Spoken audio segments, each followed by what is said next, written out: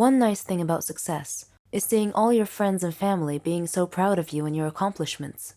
This mutual respect and appreciation is what real friendship is all about.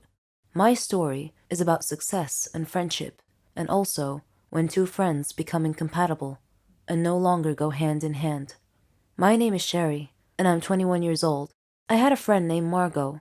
She wasn't just my friend, she was my best friend, my sister. She meant the world to me. We were alike in so many ways, even in our hobbies, our dreams. After my dad's death, Mom and I moved to Margot's neighborhood, since her mom was my mom's best friend. I was only 3 years old at the time, so Margot and I practically grew up together. At school, we shared the same classes, studied together, and even partnered as lab partners. She and I both aspired to become pharmacists. I struggled through high school, but made it through with Margot's support and encouragement. I didn't have as much freedom and independence as she did, because my mom was too overprotective of me. It was at this point that my story really began. When I decided to join the Faculty of Pharmacy, Margot asked me why I chose that major, and I told her that my dad had died of a malignant disease that had no cure, so it was my dream to find a cure for it, to save lives. I studied hard and successfully enrolled in the Faculty of Pharmacy. Margot was very happy for me, and she promised to keep me focused on discovering that cure for Dad's fatal disease that I so passionately sought. I asked her to stay by my side the whole time, and she was happy to do so. The Faculty of Pharmacy was located abroad, so outside my country. I would be independent, free of Mom's smothering control. Frankly, I looked forward to it. Margot and I found a place to stay near the faculty, at a youth hostel with a group of girls from different countries. Unlike me, Margot was able to easily make friends with them. Our studies weren't easy at first, but we worked hard and muddled through. I was so excited to delve into my research and learn as much as I could. I queried instructors and doctors constantly to expand my knowledge. This was my beginning, and Margot stood by me the whole time. Eventually, we graduated from the faculty and launched our careers. I started at one pharmaceutical company, while she started at another. We were now competitors of a sort. In preparation for my private research, I rented a flat near my company. Margot did the same near hers. She was always asking me how my research was going. She knew I was trying to develop an antibiotic to cure Dad's deadly disease. It wasn't easy, though, because the body's immune system attacked the antibiotic and destroyed it before it could destroy the diseased cells. I had to discover a neutral substance that the immune system wouldn't attack, so that the drug could penetrate into the body far enough to find and destroy the diseased cells via chemical interactions. My first research paper was rejected, but I kept trying, and with each attempt, I would discover something new. During that time, Margot was also busy with her work. One day, she called me. She was crying because she had been fired from her work. They accused her of stealing an important research. I told her that she was so proficient in her work that she should not be sad, but rather should try and get a job at my company. I told her that I would recommend her to my manager. She hugged me and thanked me a lot, and said, "You really are the best friend ever, Sherry." The next day, I told my manager about Margot and said that she was looking for a job and was waiting outside. He interviewed her and gave her a job. I was so happy now. She and I were working at the same company. Margot continued asking me about my research, and I gave her occasional updates. I was hesitant to tell her too much, but then again, she was my best friend after all, so I invited her to my home to tell her about my research. Margot wasn't as happy as I thought she would be to hear about my progress, but I figured that was because of her recent firing. My personal research took all my time. It was even more important than my work. One day, when I reported to work, my manager told me that they didn't need me anymore, that I was being let go, fired. I was shocked and asked why. He said that I was spending too much time at home doing my private research and too little time at work. He told me he had had several letters delivered to my home, instructing me to come back to work, and that I hadn't answered him, and that I had failed to come back to work. He told me that my roommate, Margot, had received the letters on my behalf, and had promised to deliver them to me. I was shocked.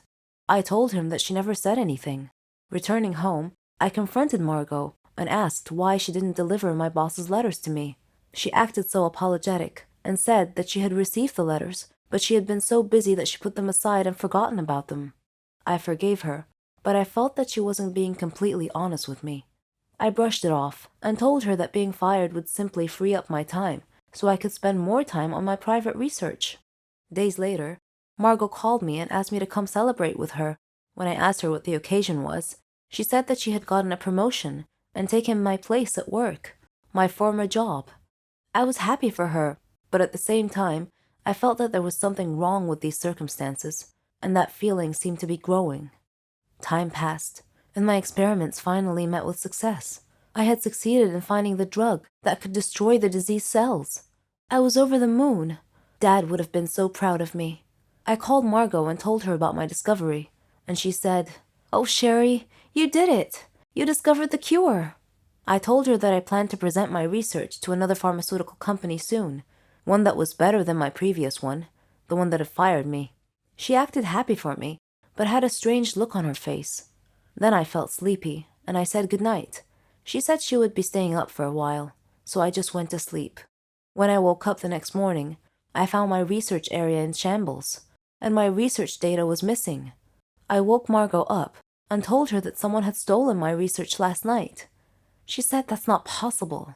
Who else knew about your research besides you and me? And I said, maybe it was my former manager. Maybe he had somehow guessed that I had made a breakthrough. I don't know. I called the police and reported the break-in and theft of my research data, but they couldn't find any evidence as to who the culprit might be. I returned to my home country disappointed and dejected. I got another job at a company near my house. Many months had passed. I wasn't in touch with Margot anymore. We kind of lost contact somewhere along the way. Then, one day, Mom was watching TV when she suddenly saw a program that was going to discuss a new drug that would treat and cure Dad's malignant disease. They were going to interview the discoverer of the miracle cure. I sat down enthralled. I had to watch it. When the interviewer introduced the guest speaker, it was Margot. I couldn't believe my eyes. It was her. She stole my research. My so-called best friend betrayed me, and I had treated her like a sister. It cut me deep. I took legal actions against her and got my research back and received credit for finding the cure, so that was all okay. But the one thing that could never be fixed, for which there was no cure, was the former relationship between us. She had stabbed me in the back and destroyed my faith in humanity, and I don't think I could ever find a cure for that. Hi, my name is Selena. I'm 19 years old, and I'm just crazy about basketball. I follow all the sports news, the star players, and the league statistics. I know the names of all the famous players around the world. My friends were amused by this because their interests ran more towards makeup, fashion, singers, and movie stars.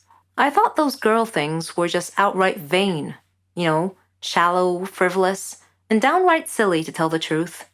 The college's basketball team coach was forced to take leave due to a chronic illness, leaving the team without a coach. Due to my high school reputation and widely recognized basketball expertise, I was asked if I wanted to serve as the basketball team's temporary coach. I had always dreamed of someday becoming a coach for a famous basketball team, so I jumped at the opportunity. School leagues presented opportunities for players to show what they've got and maybe get scouted by a professional league team. It was also my chance to start as a college basketball coach. By studying the opposing team's previous games, I analyzed their strategies and learned their strengths and weaknesses. I was able to excel and drive my team to an undefeated streak of winnings. We won the college league championship. I was selected to train a team in a professional league with another famous coach. It was an incredible opportunity for me to up my game a notch. During this time, I met an opposing team's coach named Jacob, who was something of a genius when it came to winning basketball strategies. He shared the same dreams as mine. He bragged that his team was better than mine. Well, I couldn't ignore the gauntlet he threw at my feet, so I challenged him to a game. My team against his, in the upcoming season, and may the best team win. If my team won, he would acknowledge me as a superior coach, and vice versa. The season began, and both our teams began beating all our opponents. I used these victories to hone my coaching skills to the next level. Both our teams were undefeated until the day we were to face each other in a championship game. The game began, and both teams played hard. We stayed closely matched the entire game. In the final few seconds of play, one of their players got past our defense. He scored a buzzer beat. I was crushed and began to cry, but my team's fans in the stadium broke into a loud applause. They began chanting my name, acknowledging that I have given them a great competitive, entertaining game. Jacob came over to me. I figured he came to gloat, but instead, he got down on one knee and presented me with an engagement ring. I was in shock. The stadium cheered even louder. I may have lost the game that day, but for some reason, I felt like a winner. How I found out that I was adopted was both odd and dramatic. Odd because I found out in a hotel room while the plumbing at home was being fixed. Dramatic because, well, finding out the parents you've known for 14 years weren't really your parents, tears were bound to ensue. There were clue signs when I was a kid that I wasn't related to anyone I grew up with. First of all, although people told me I looked like my parents, I never really saw the resemblance. Second, prior to my first birthday, I didn't really have any pictures of me as a toddler. And third of all, though you might think this is irrelevant, but I think it plays a part. I'm an only child. Either I was just oblivious, or that I was already so part of the family that it didn't really matter. When I was in grade 2, we learned about baptism in religion class. I went to a Catholic school and religion was part of the curriculum. Our teacher began that lesson by giving us this assignment. Bring your baptismal certificate and a baptismal photo to class. The next day, I was the only kid in class who didn't bring either one. It wasn't like I didn't try. I asked my grandmother where they were because I needed them for class. I remember a brief look of panic flash before her face. So I just shrugged it off. I don't know where they are, she said. I'll call your mom and ask her. My parents were working abroad in America at the time. I grew up with my grandparents in a tiny island in the Philippines. My grandfather passed away when I was 4, and ever since it was my strict but caring grandmother and a string of maids raising me. Summers were the month I looked forward to the most, because it meant 2 things, my birthday and my parents visiting. I was your typical Filipino child with overseas parents. So when my grandmother got off from a long-distance call with my mother and told me that they had my baptismal certificate and photos with them in New York, I wasn't suspicious. I simply restated what she told me to my teacher, who had me look over a classmate's baptismal certificate and photos. When I was a little bit older, I had a dream. I'm the type of person who remembers her dreams. So this particular dream had stayed with me for so many years. Even now, I still remember it. I was at home in the living room, playing with my favorite dollhouse. A woman entered the picture. I remember a mass of dark curly hair and a blue dress. I didn't know her, but at the same time, she looked so familiar. She plopped down on the floor next to me and began to play with me. And then she told me that she was going to take me away. Why? Because she was my mother. I woke up then, was confused for a few minutes, but then I shrugged it off. I must have been watching too much of my grandmother's dramatic soap operas. My father returned to the Philippines to help raise me when I turned 10. I was never particularly close to him anyways. I didn't talk to him much and I avoided spending time with him.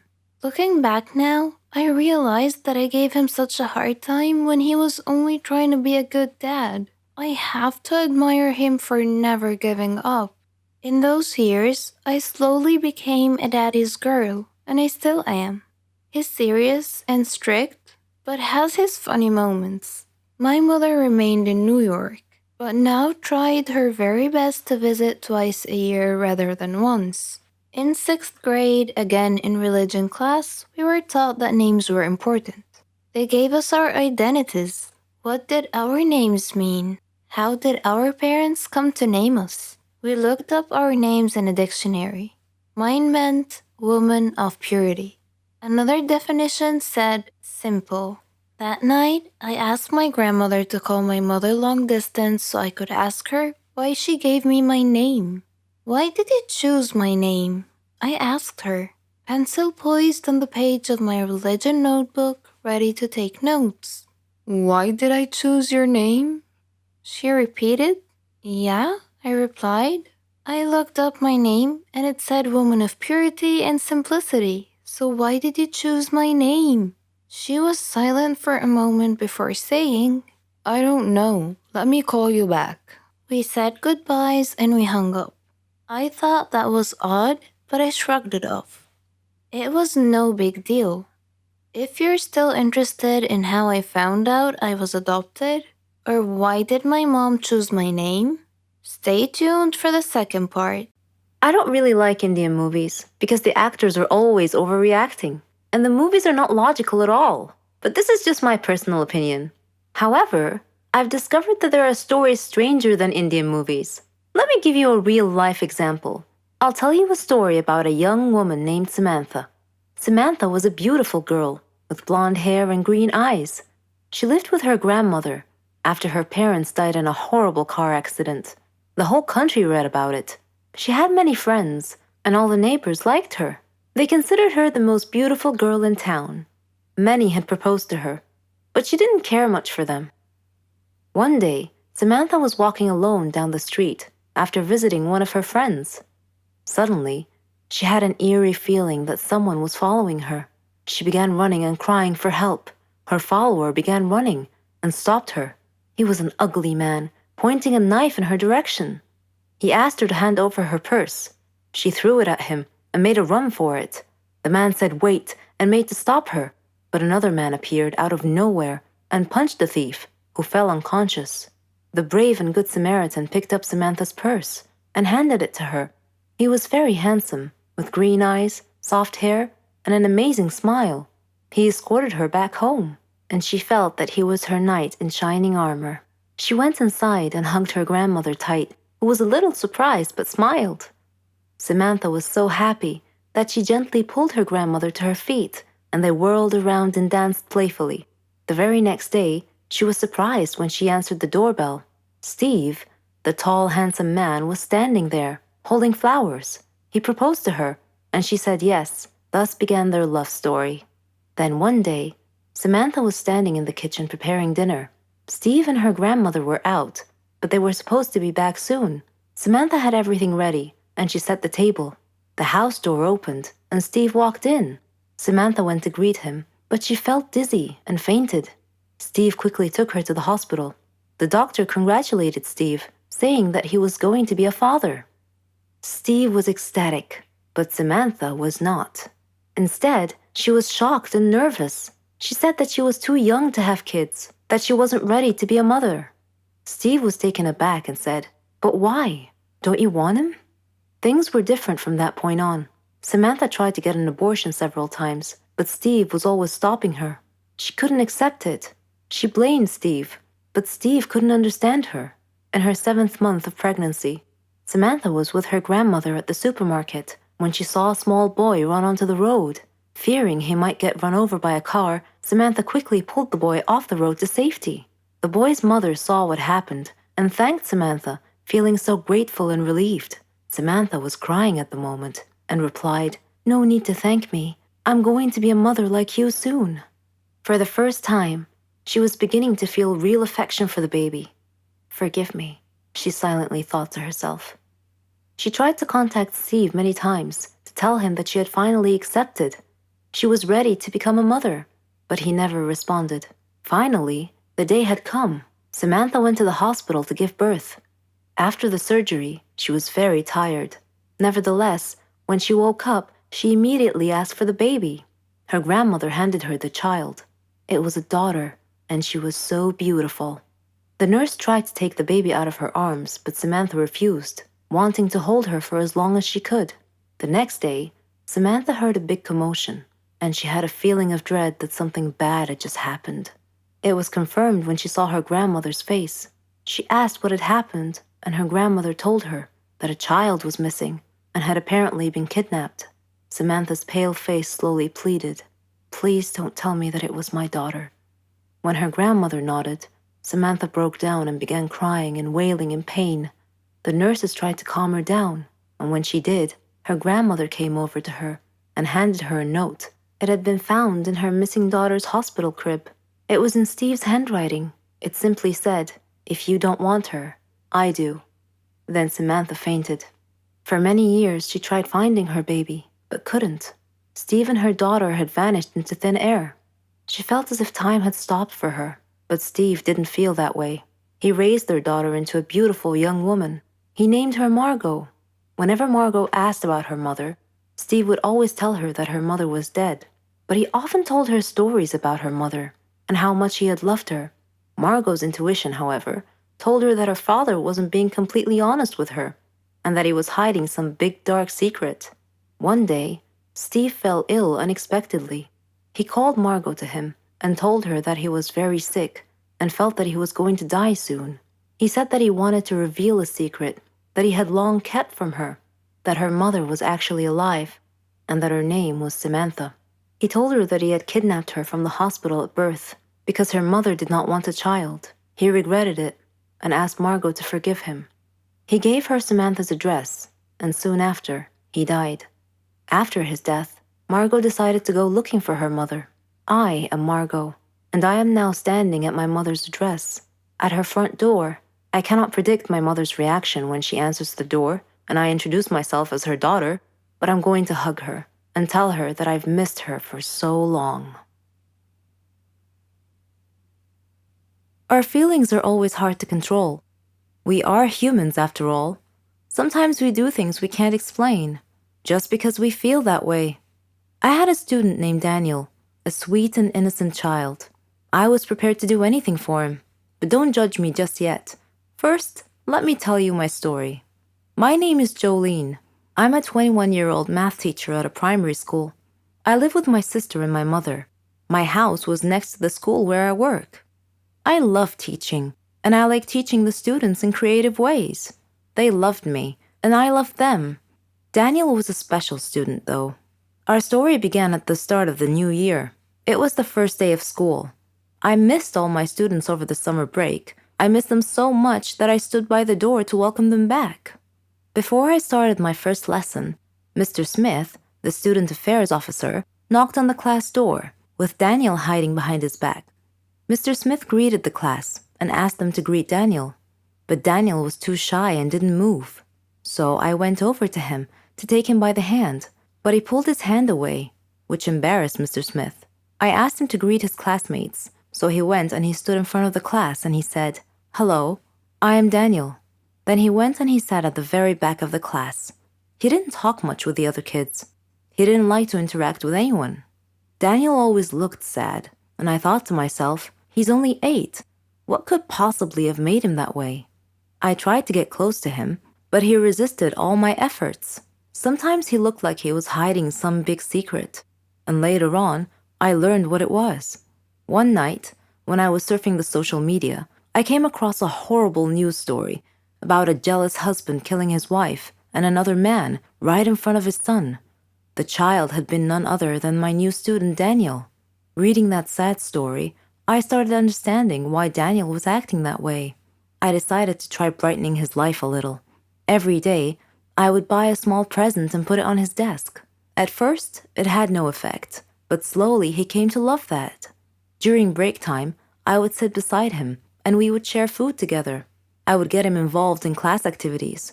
On his birthday, I arranged a surprise party with his class, his grandmother, and myself. He was so happy that day. After the party, he hugged me and he told me that he loved me. I hugged him tightly. He was not just a student to me. I treated him like he was my own son. He told me that he wanted to call me mother, and that made me so happy. After his grandmother died, he came to live with me. We faced a lot of problems together, but I followed his success in life with pride. Daniel is all grown up now. He's graduating from the Faculty of Engineering. I am so proud of what he has made of himself. Hi, my name is Laura. I'm 23 years old, and I teach art. I recently got married to the love of my life, Norman. I considered him my friend, my brother, my son, and my husband. We loved to prank each other, even after we got married. For instance, one time I turned off all the lights in the apartment, dressed up as a monster, and scared the living daylights out of him when he came back from the store. Another time, he damaged my car.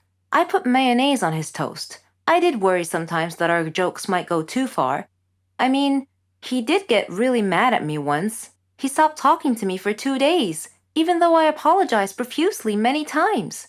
After that, our pranks sort of stopped. I figured our pranking days were over. About a month later, I returned home to find a letter on the floor. I opened it and read it. If you don't pay us 100,000 by Friday, we will kill Norman. I smiled. Norman was pranking me again. When he returned home, I hugged him and showed him his prank letter. He read it carefully, and his brow furrowed. He appeared seriously frightened and swore that this was not part of any prank. He told me that we needed to leave town as soon as possible. I asked him why, and he told me that before he married me, he had stolen a gold statue from a motorcycle gang. I asked him why he couldn't just return it with an apology, and he told me that the statue was worth a lot of money and could make us really wealthy. That night, an armed masked burglar broke into our apartment and confronted us with a gun. He said to Norman, "Hello, Norman, long time no see. You need to choose between the statue or your wife. Choose now." Norman was hesitant. Then he steadfastly said, "I can't give up the statue. Take my wife." The masked man turned towards me. He pointed the gun at me in a threatening manner. I was frantic. I was staring at Norman in shock. Suddenly, the masked man ripped off his mask. It was Keanu, Norman's brother. Norman sat down, laughing so hard he could hardly stop to breathe. Between laughs, he said, "This is payback for the last prank of yours. I was so mad at him that day, but it's all right. He doesn't know what I have planned for him." I love going to the gym, but I remember one particular traumatic moment when I was in high school that made me stop going to my favorite gym. One morning, not even a couple of minutes after arriving at the gym, I was approached by two policemen. The gym attendant said these police guys have been waiting for me for a couple of hours. All my gym friends saw what happened. "Are you Natalie?" one of them asked. Yes, what can I do for you?" I said in confusion. "You need to come with us to the police station for some questioning," he said firmly. I dropped my mouth wide open. It was the first time I got invited to the police station ever. I was shaking, but I tried my best to hide it. They might think that I'm guilty of whatever it is, or I really did something wrong. I wanted to ask if I'm in trouble, but I remained silent instead. I'm getting more and more afraid of them as we get nearer and nearer to the police station. I'm sure you're all wondering what happened. Trust me, I had no idea back then. I was as confused as you are. Stick around and I'll tell you the details. Anyway, make sure you've already hit the subscribe button and the bell for notifications. Let me tell you my story by starting at the beginning. I have a boyfriend. His name is Marco. We've been together for a year now. He is the most popular guy not just in our high school, but in other schools as well. And he's so popular because of how good he is at playing basketball. He's the team captain of our school, and a lot of basketball agents come to our campus to check him out. And now that we're seniors, a lot of schools are offering him scholarships. And me? You know those chick flick movies where you see a really pretty woman walking along the school halls? Tall, blonde, beautiful, her hair bouncing, and her body looks really hot, so everybody's just looking at her, simply getting amazed by her beauty. Let's say like Regina in Mean Girls. Well, I'm nothing like that. I'm just a plain Jane. Maybe now you're wondering how Marco and I met. Well, we've been neighbors ever since we were 7. I remember the day when they moved into the house next door. My family invited his family over for dinner, and that was the first time we ever hung out together. "Hi," he waved at me. I tried to say hi back, but I couldn't get my silly shy self to speak, so I just waved at him. After dinner, they went back to their house because his mother said they still need to unpack their things. I went to my room and opened the window for some air, and to my surprise, I saw Marco. He looked at me and smiled. Our bedroom windows faced each other. That's when we started to get really close. We would talk till the wee hours of the night and no one would really notice. It is safe to say that Marco and I started as friends, but just last year, he confessed his feelings for me. And to be honest, I feel the same way about him. And so we started dating. Secretly, though. Everyone in his life, including his parents, his sports mentor, his agent, and his friends, do not like the idea of him getting a girlfriend, especially if that girlfriend is me. His mom treats me like her own daughter, and she's always reminding Marco to treat me like a sister. As early as 18, Marco already had a sports mentor and an agent. That's how good he is. His future is secured already with this just one mistake, and it could all be ruined, so they're just being very careful about his career, and that I understand. But I've been a very supportive girlfriend. Marco is a great guy. He's always there for me. We go together to the gym most of the time, and we hang out like we're just friends. No one would really suspect anything because people know that we're really friends. And I do not mind being kept a secret because I know one day everything's gonna be fine. Time will come that he would be able to hold my hand in public. One time on our way home, Marco told me something that made me so happy. I love you, Natalie. I like no one but you, he said. I love you too, baby, I said before hugging him. But sometimes I cannot help but get crazy. I see a lot of girls in school trying to get his attention. I cannot even count how many girls are trying to flirt with him all the time. One time, Mandy, the cheerleader at school, tried to kiss Marco in front of me. I almost stripped her eyes out at that time, but I kept my cool. I just quietly planned my revenge. During gym class, Mandy was taking a shower, and I took all of her clothes and threw them in the garbage bin. That was harsh, I know. But I trust Marco. I know that he loves me. He's also always trying to assure me how much he loves me. And I believe him. But things started to change. Since we were 15, we promised each other that we would go to the same college together. Both our parents could afford to get us into college, and we made a vow that we would still be together when the time comes. And that promise became stronger when we became a couple. But 6 months ago, my father got into an accident, and he had a spinal injury that made him have difficulty walking. My dad stopped working. I had to apply for a part-time job because my mom could not afford our daily expenses on her own. And due to that scenario, my college fund got in danger. College is expensive. That's why I'm helping my mom save up for it. I have 3 part-time jobs which make Marco and I hang out a lot less than we used to. We barely see each other anymore. He's too focused on his basketball games because he's at the crucial season of a make or break moment with his agents. This period is the decision-making phase for his basketball career, so he's working double time. Whenever we hang out to watch a movie, either he falls asleep halfway or I do. A few weeks before prom, Marco and I decided to go together and tell everyone that we're actually dating. After high school, no one would even care. Also, we're very positive that our parents would approve of us.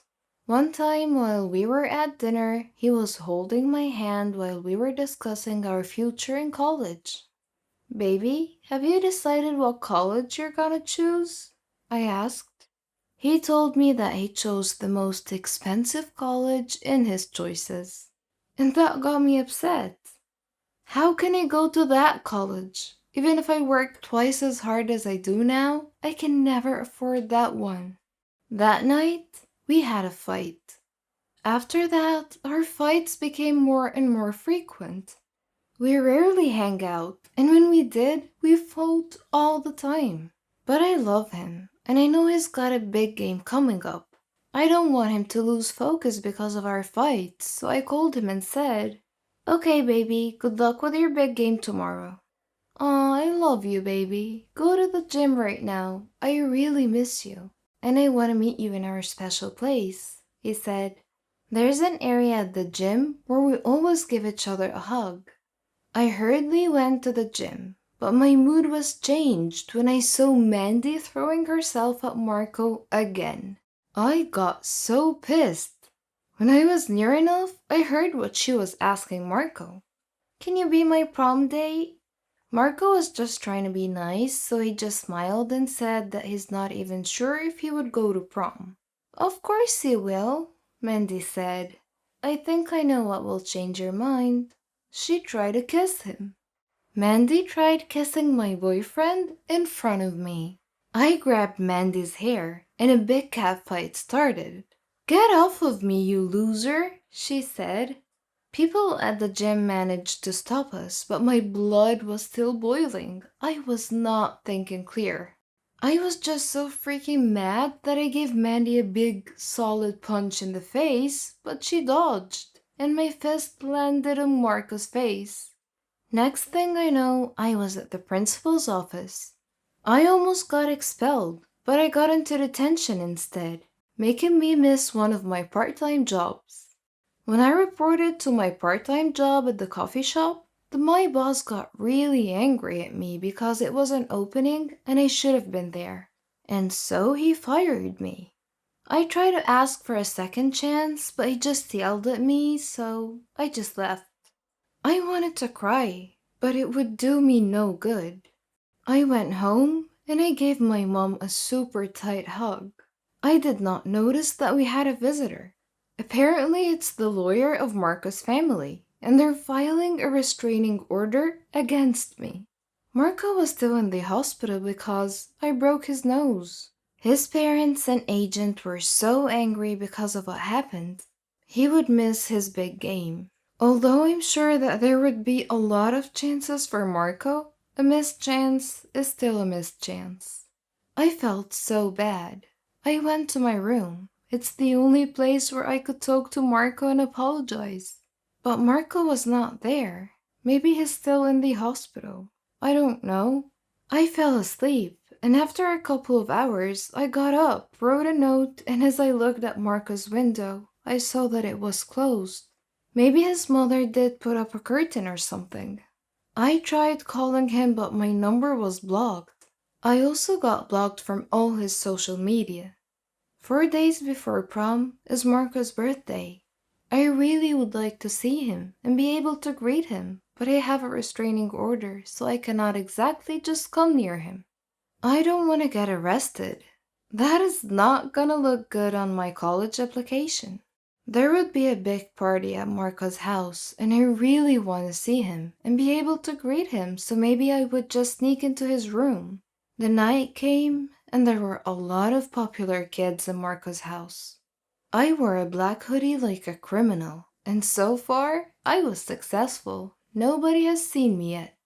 I was friends with one of their maids, and she let me sneak into the kitchen door, and while the people were getting crazy drunk, I slowly went into Marco's room and waited for him there. I was glad when I heard someone open the door, but I was shocked to see Mandy and Marco together.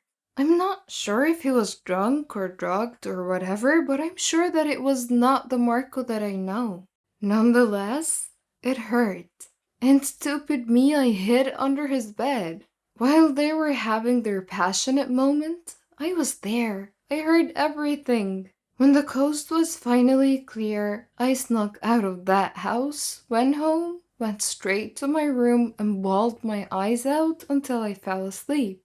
The next day, I decided to go to the gym to get some happy hormones pumping up. I'm not the type of person to sulk and whine around. Yes, I'm sad, but my life does not need to revolve around misery. I also figured that maybe the gym owner could give me a part-time job since I already lost mine. But then, when I arrived at the gym, two policemen approached me.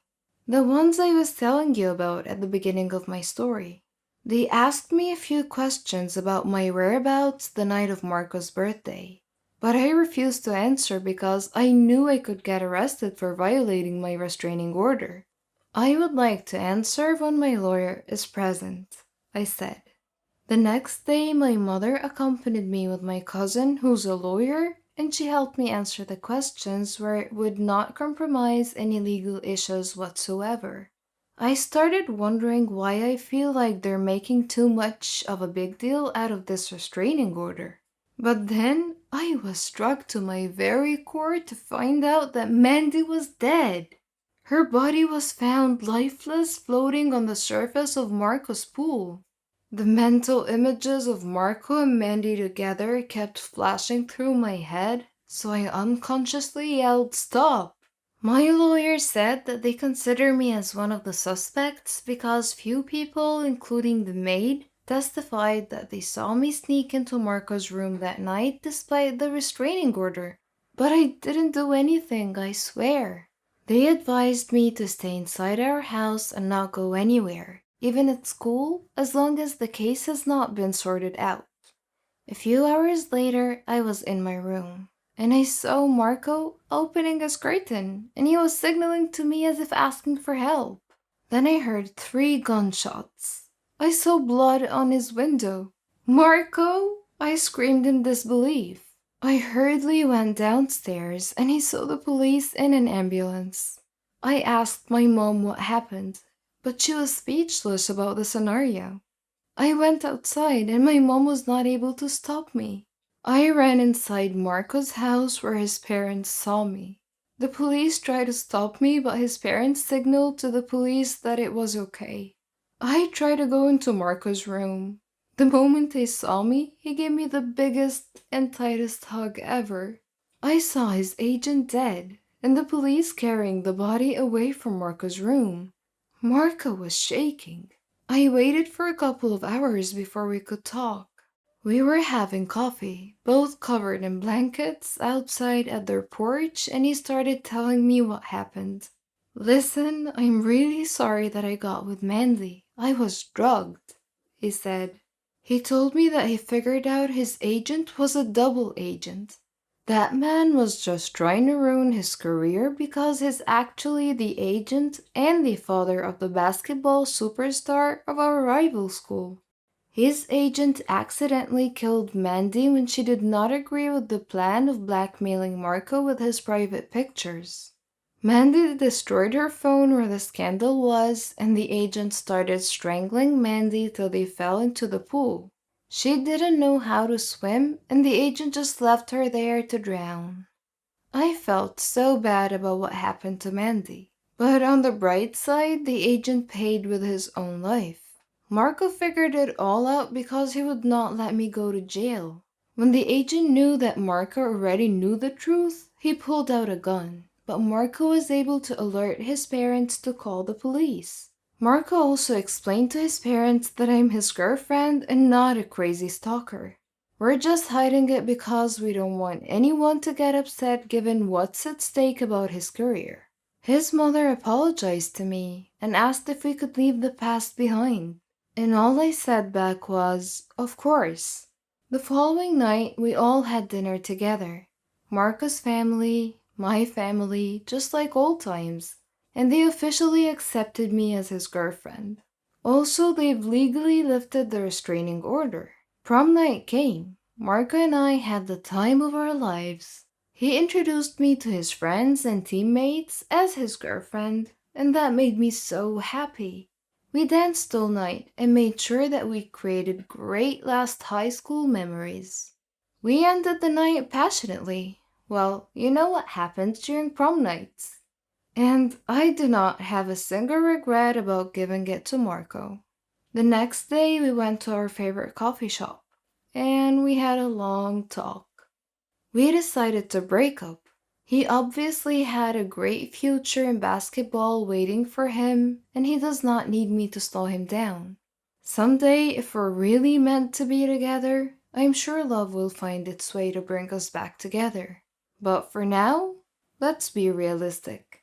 I do not have enough money yet for college, so I decided to sit it out for a year while I'm working hard for my tuition fee. Marco goes to an Ivy League school where his basketball career got so much stronger. Don't worry, we're still friends. We always see each other during Thanksgiving and other family occasions. Last year, I even met his new girlfriend when he brought her home for spring break. It kind of broke my heart, but I'm good now. When Marco and I broke up, I realized how much I sacrificed for his career and his future. And it was as if mine did not equally matter. When I asked myself what I want to become and which course I should be taking, I did not know the answer. So I focused on myself until I figured out that I wanted to become a lawyer. I wanted to help someone like me someday and prove that someone is indeed innocent. It's been a couple of years since Marco and I broke up, and it's the best decision for both of us. Right now, I am building my future at the university I've chosen, away from Marco's shadow.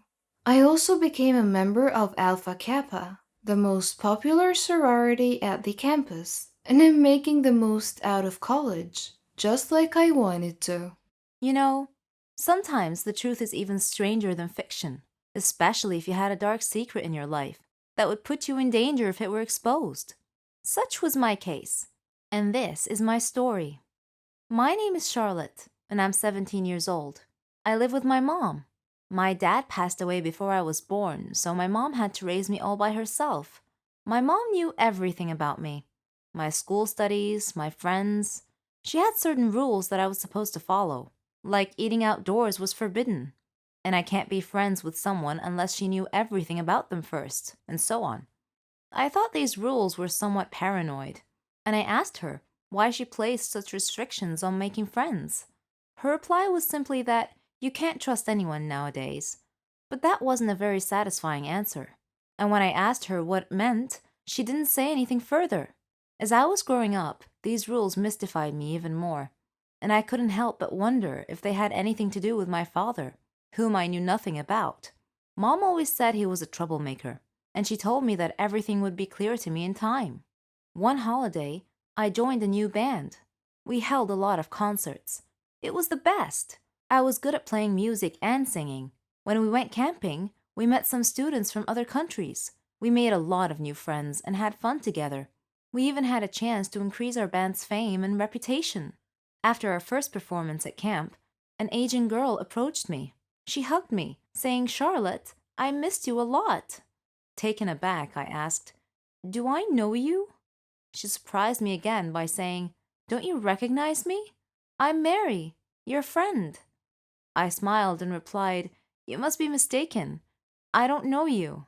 After insisting that she was indeed my friend, she excused herself and ran back to join her friends. Weird. Though, now that I think about it, I have often had an eerie feeling that someone was watching me wherever I went. I tried to shake off this feeling many occasions, but I never could. I would just tell myself that it must be my imagination. That night, we all went into the jungle. It was a jungle tour. It was very dark, and I got separated from the group and found myself alone, surrounded by trees. I called out to my friends, but no one heard me. Suddenly, I bumped into someone, a girl it seemed, and I apologized. When I turned around to look at her, I was shocked to see, well, myself, or my double. It was as if I was looking in a mirror. "Who are you?" I asked. "I'm Charlotte," she replied simply. "That's impossible. I'm Charlotte," I said assertively. "Are you with us here at the campsite?" "Yes," she said. I asked her which way back to the campsite. She pointed in one direction and we headed back. As we were walking, her phone rang. It was her father. He was worried about her and was just making sure she was okay. We arrived at our tents without incidents, and I said, "It was really nice to meet you, Charlotte. I'll see you tomorrow." I felt a strong connection to the girl for some reason. Then I realized that I had forgotten my bag, and I went to get it. And again, I had that ominous feeling that I'm being watched. Suddenly, something hit me on the head. When I woke up, I found myself sitting in a car, surrounded by people wearing sunglasses, and I was really frightened. "Who are you people?" I demanded to know. "And what do you want from me?" One man told me that my dad was the reason they kidnapped me. When I told him that my dad had died a long time ago, he just laughed. Then he sprayed something on my face and I lost consciousness. When I woke up later, the other Charlotte was tied up beside me. One of the men seemed confused, seeing two of me, and he asked his boss which of us was the girl they were looking for. Suddenly, I heard someone shout, "Freeze! Don't move!" The police had come. They came out from the tree line. Surrounding the car, they arrested the men. Then they untied us both. Someone appeared looking very worried. The other Charlotte started coming too and asked where she was and what was going on. Then she saw her dad and she ran to him. Her dad then looked at me and asked for my name and my mother's name. When I told him, he said he knew who I was and said to send his regards to my mom and to tell her that he was still keeping her secret. Then he gave me a medal and hugged me, saying that he wasn't sure if we would ever meet again. I was still staring at him, looking confused, so he smiled and he asked me where my father was. And I told him that my father was dead. And then he said that that was their agreement. He and my mom, that he was only trying to protect me and the other Charlotte, who happened to be my twin sister. He said he got into some trouble in his line of work. Some people threatened to kill us, so he and my mom decided to split us up. She took you, and I took your twin sister, he said. We did this to keep you safe. I named your twin Charlotte, just the same as you. I was still feeling a bit overwhelmed at this point. This was preposterous. I couldn't believe it. Suddenly, I heard someone calling me. "Charlotte, wake up! It's time for a trip." You must have been having a nightmare because you were screaming. I woke up to find myself in the tent with my friend. When I went outside the tent, I stopped. Right in front of me, staring me in the eyes, was a girl who was my mirror image. Hey, my name is Monica, and in 5th grade, we went to the Orlando Science Center for a field trip. I was excited for multiple reasons. 1, I was a huge science lover. 2, my teacher was an absolute bully whom I hated, and luckily could get away from for most of the day. She would make up lies and get me in trouble with my parents, and then smirk the next day when she saw bruises on me. But lastly, I had found out that the day before my crush and I were going to be in the same group of 7, guided by a parent known for not caring too much about what you do as long as you don't die. My crush Sam was absolutely beautiful, a sweet boy who was blessed well by puberty over the summer, his shoulders wide, his waist slim, his hair was a brilliant ginger shade, complemented by his jade green eyes and cute dark freckles, carefully painted across the bridge of his nose. He was quick on his feet and just as quick to make a joke. And let's be honest, who can resist a cute redhead, boy or girl? Not me. We get off the bus, and Sam and I immediately dive into the beauty that was the Orlando Science Center. I had no idea he was a fellow nerd. We were casual friends, enough not to make things awkward, but not enough to know much about each other. So discovering he adored science was great for me. I remember messing with pulley systems with him, venturing through the human body floor and making terrible puns along the way. He rubbed his hands along the giant ball of electricity on one floor and immediately rubbed it on my head to try and get my hair to stand on end. And I couldn't help but notice how his hand stayed on my collarbone a bit too long after. Lunch came and I looked at my stomach was fluttering the entirety of the trip, and I could even fathom eating with how jittery it was. Mrs. Sargent, my bitch-ass teacher, demanded to know why I wasn't eating, and was unsatisfied by "I'm not hungry." You won't get to leave the room until you eat something. Everything. The planetarium is next. You better eat if you want to go and see the movie, she sneered, and stuck to her words, forcing me to down the raisins, I hate them, and chocolate milk, I'm lactose intolerant, but finally I was freed, back to an excited Sam. Now, for anyone who does not know what a planetarium is, it's a giant dome-shaped theater. Imagine walking outside, looking up, and the sky was playing A Bug's Life or something. It was just like that. It was absolutely beautiful. This trip included a showing about the stars above, the constellations, light pollution, all the fun facts. Sam was a huge space lover, planned on working at NASA eventually, and succeeded last time I checked Facebook, and was entirely geeked out about this showing. I was inspired by his love for it and became excited as well. I simply wanted to watch him fawn over the showing. It's too cute when people do that. We found our seats and we were immediately plunged into a darkness I didn't even know was possible. I sat back in the uncomfortable chair, encased in the crazy spins and stomach-lurching turns as the show shot us through the cosmos. The narrator had a smooth, deep voice similar to the great Morgan Freeman himself. But it couldn't trump the soft squeaks my crush expelled as he whispered space facts to me, the cool tip of his nose touching my blushing cheek. He was so close, going on about black holes, tying it all off with an excited, "Isn't it amazing?" whispered in my ear. I mumbled an agreement, my stomach full of butterflies, threatening to burst through the show and disrupt everything. Was it too hot in there, or was it just me? I finally worked up the courage to look at Sam, noses touching.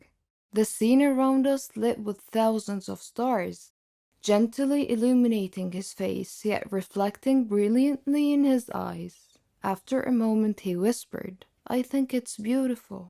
And I could tell he was not talking about the stars. He moved, millimeters being covered at a snail's pace closer to my mouth. This was going to be my first kiss, and I couldn't imagine a better scene as a kid. Just me, a cute boy, and a sky full of stars. I was so excited. I could feel nerves build up in my throat and the butterflies in my stomach. Wait, no, those were not nerves. Instead, I proceeded to retch, causing Sam to lean away before vomiting in his fucking lap. The heat, fluttering stomach, all the beginning of a stomach bug, which was given fuel when I ate lunch. I vomited in my crushed lap, guys. I honestly hope Sam doesn't remember me like ever. To those asking, I remember this in detail because not only was it so goddamn traumatic, but it was one of the best days of my life as well. It ignited a love for science for me, plus, who could forget an entire day you got to spend with your crush? And yeah, I stalked him on Facebook to see what he does now. Nothing too major, if I remember. He actually simply works at the NASA Visitor Center, helping hosting school trips and stuff, but he still sort of followed his dream. It all happened on my last holiday. It was a terrible experience. It was the worst holiday I have ever had. Me and my friend Renee, we decided to go to New Zealand. We were saving money for a very long time to go on this trip. It was our dream to go to the land of the Lord of the Rings. We had made reservations for flight at the end of July, and from that moment on, everything went wrong. It turned out that the flight was reserved for only one person, simply because a woman at the travel agency didn't understand us very well. I managed to reserve a flight, but a different one, so we couldn't go together. But I thought that it was not a big deal. My friend flew a few hours after me. I was going first. When I arrived at the airport, I was very happy because that meant that my holiday has just started and that nothing else could happen. And I was mistaken. When the hour of my flight was coming, I queued up to the custom clearance. My passport was right, and the next thing I had to do was to go through the metal detector. When I was passing through, it started to beep. I was so scared. I was taken aside immediately, and I felt like a thief. It was terrible. The custom officer had taken me to another room and she told me to undress. I tried to explain that I had a belly ring and maybe it was the cause of the beeping, but she didn't want to listen. I had to undress. They took my clothes somewhere else, and I was standing alone in the middle of the room. I was shocked and stressed. The woman came back after about 5 minutes, which seemed to be ages for me. She gave me back my clothes, but I was not allowed to put them on. She checked me one more time with a small metal detector, which was obviously beeping in front of my belly ring. Of course, the custom officials went through all of my things, but they didn't find anything. I was late for my flight, so I had to wait for another one. My friend was supposed to meet me at the airport, and it was me who should be waiting for her. She was terrified that I was not there, but fortunately, she decided to wait. After that horrible flight, we met at the airport and we went to our hostel. It turned out that we expected something different, but it was not that bad, and we were too tired to look for something else. New Zealand is the most beautiful country I have ever seen, and we loved everything about it. The people, their customs, their food, basically everything, and the entire environment. We spent 3 weeks there. We had a really good time, but when the time ended, we had to fly back home. I was a little bit scared. This time, I decided to remove my belly ring. We came to the airport about 3 hours before the departure time. At the entrance to the airport, we saw an older woman who had a large card with the word written on it with capital letters, Poland. So I came up to her and I started to speak in Polish. She smiled and we started to chat together. When we were just about to leave, she asked me if I could take a box of chocolates with me and give it to her son in Poland. He was supposed to meet me at the airport because she would phone him. And of course I agreed. And then it started again. At the custom clearance, everything was okay. I came through the metal detector and nothing happened. My passport was alright. I was almost free when the custom officer asked me about the chocolates. I said that it was given to me by the lady at the entrance and that her son is going to take it back at the airport in Poland. The custom officer asked me to open the box. I didn't want to agree as it was not mine, but I had to. It turned out that inside there were not chocolates, but cocaine worth $20,000. I was taken to jail. I spent 2 days there and then everything had been explained. I could come back home and the lady and her son were caught and also taken to jail. I don't have to explain why this was the worst holiday ever. I am addicted to food. I suffer a lot. I need help. I've tried to give up, but I fail every time. Hamburgers. Who can give up eating hamburgers, especially with barbecue sauce? I didn't mind this kind of addiction, but I'm getting ahead of myself. Let me begin by introducing myself. I am Patricia, 15 years old, living with my parents and my brother. I lead a quiet life. No interests, no hobbies, except for eating, that is. Food is my faithful friend. It never leaves me.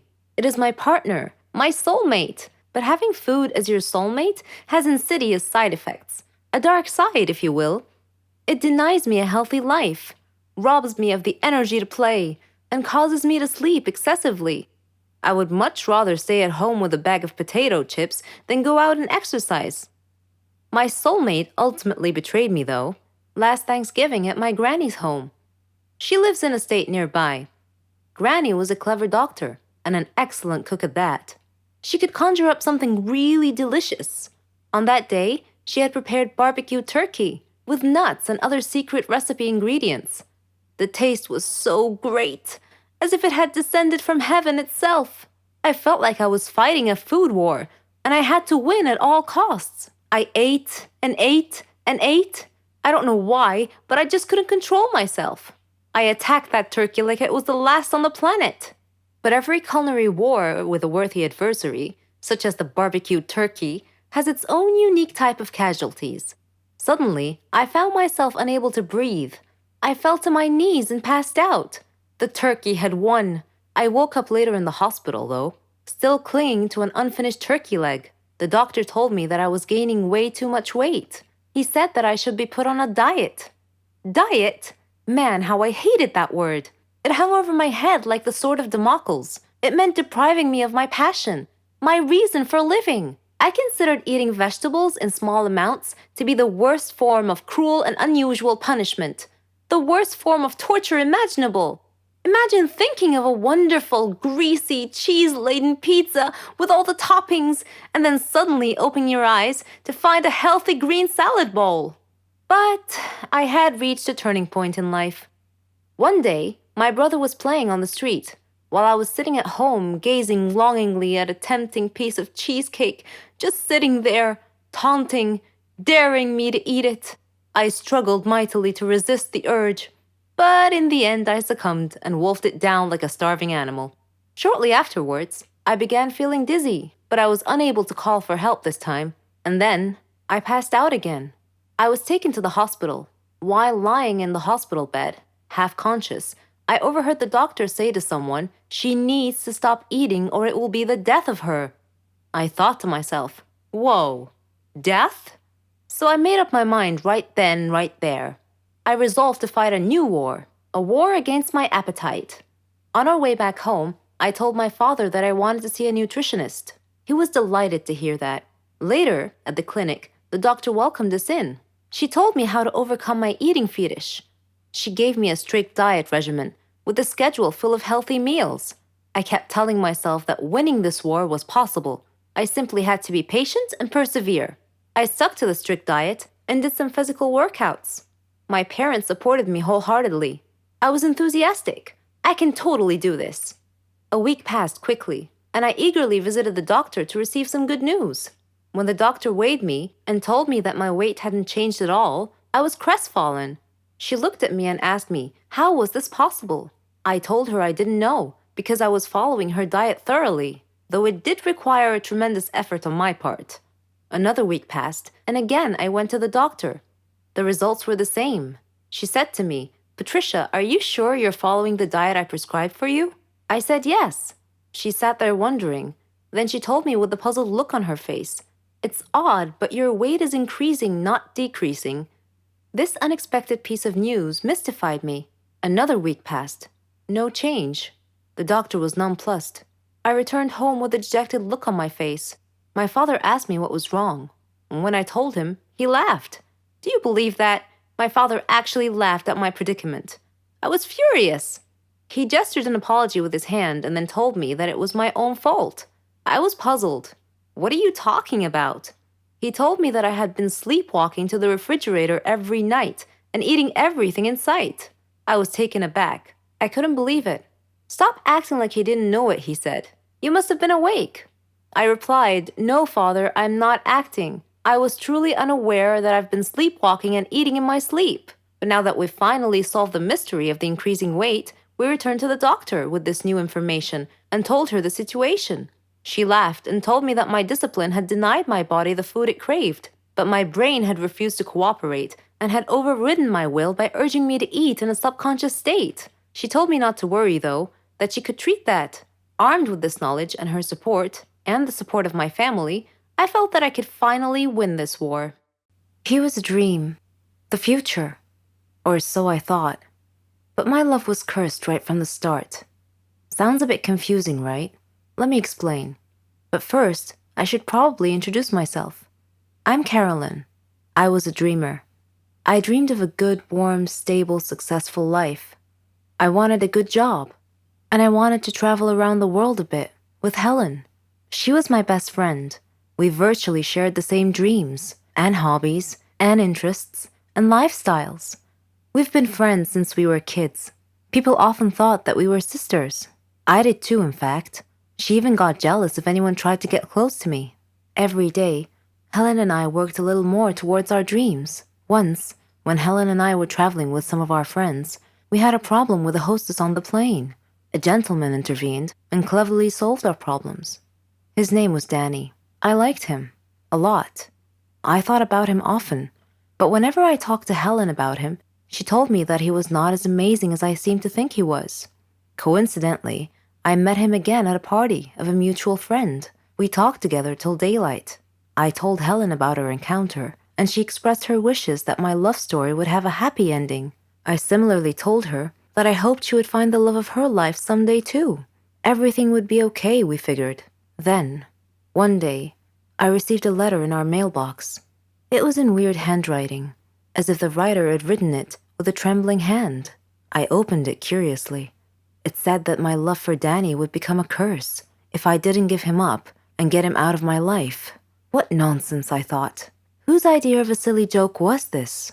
I immediately called Danny and Helen to tell them about the letter. Danny laughed, but Helen was worried and suggested that I should be careful from now on. That same day, Danny had a horrible car accident, but fortunately he wasn't hurt. A detective investigating the case determined that his car brakes had been tampered with. In another incident, a car almost hit me, but it swerved away at the last minute. When I mentioned this incident to Danny, he tried to calm me down and told me to just forget about it. He gave me a beautiful bracelet as a present and proposed. We got engaged, and I couldn't have been happier. I wanted to show the bracelet to Helen, but somehow I seemed to have lost it. I couldn't find it anywhere. Anyway, when I told Helen about his proposal, she was thrilled for me. I spent days shopping for just the right wedding dress. I was so busy with preparations that I forgot all about the ominous letter. I went to the wedding hall early to make sure that everything was ready and prepared. Helen was helping me, and Danny kept calling me to make sure I was all right. Suddenly, the lights went out. I called out to Helen, worried that she might have tripped and fallen when the lights were out. When the lights came back on, Helen had fainted, and my dress had disappeared. I screamed to the ceiling, "What do you want from me? Leave me alone!" Suddenly, Danny appeared out of nowhere and asked me what had happened. I told him then and there that we must break off our engagement, otherwise the curse the letter mentioned might injure someone or cause someone to die. Then Helen came too and tried to calm me down. She told me to go to the car and that she would get our stuff and follow me. I loved Danny and wanted to marry him, but now I was seriously worried that this curse threat might actually be real. Helen came back carrying a bag and a large suitcase and told Danny not to worry, that she would drive me home and then call him to tell him that we had arrived safely. I was still crying, and Helen was trying to calm me down. When we arrived home, I noticed something strange. Helen was carrying a bag that was partially open, and I glimpsed a piece of clothing stuffed into it. It looked exactly like my dress. I opened the bag and found that it was my dress. I confronted Helen and demanded to know how my missing dress ended up in her bag. I clearly caught her red-handed, and she was unable to answer coherently. I realized at that moment that the source of the so-called curse was Helen. "Helen," I said, "how dare you do this to me? I thought we were like sisters to each other." She replied icily, with a glare that I saw for the first time. She said that she fell in love with Danny just as I did, but he chose me instead of her, and that she hated me for it. She said she won him over and got him to love her instead. Then they both tried to scare me into calling off the wedding so that she and Danny could be together. There are no words to describe how I felt at the time. I replied in a similar tone.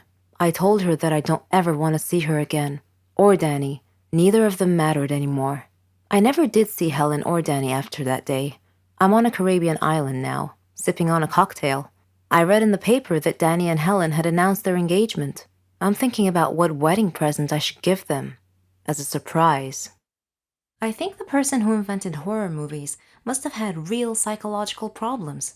What benefit is there spending hours watching vampires, werewolves, decapitated heads with arteries spurting blood? Horror movies are just a waste of time, and I'm sick of constantly seeing them on TV. Do you think these horror movies affect our heart and nerves? Will they somehow bring about our deaths in due course? My name is Melina. I am 15 years old. My mom died during childbirth when my brother Martin was born.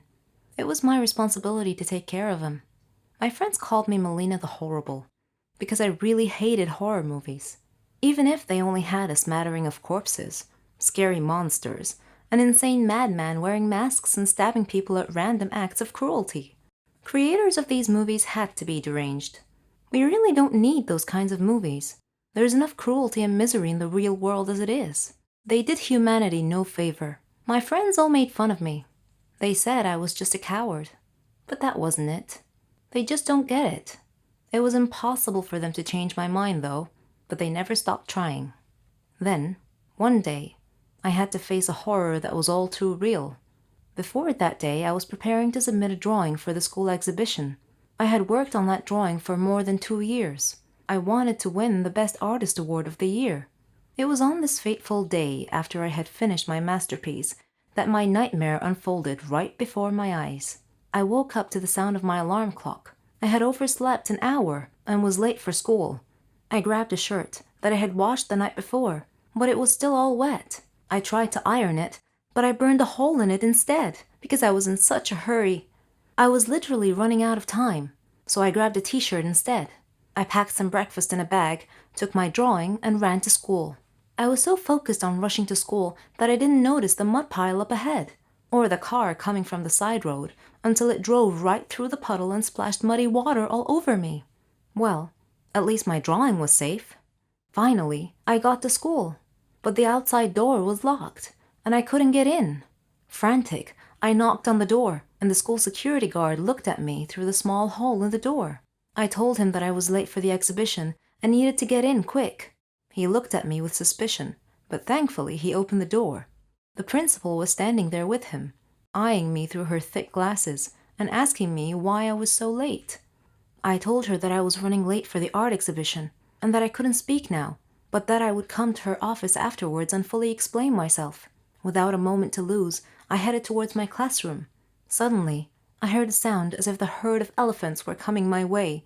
The lesson had just ended. Everyone was moving to their next class.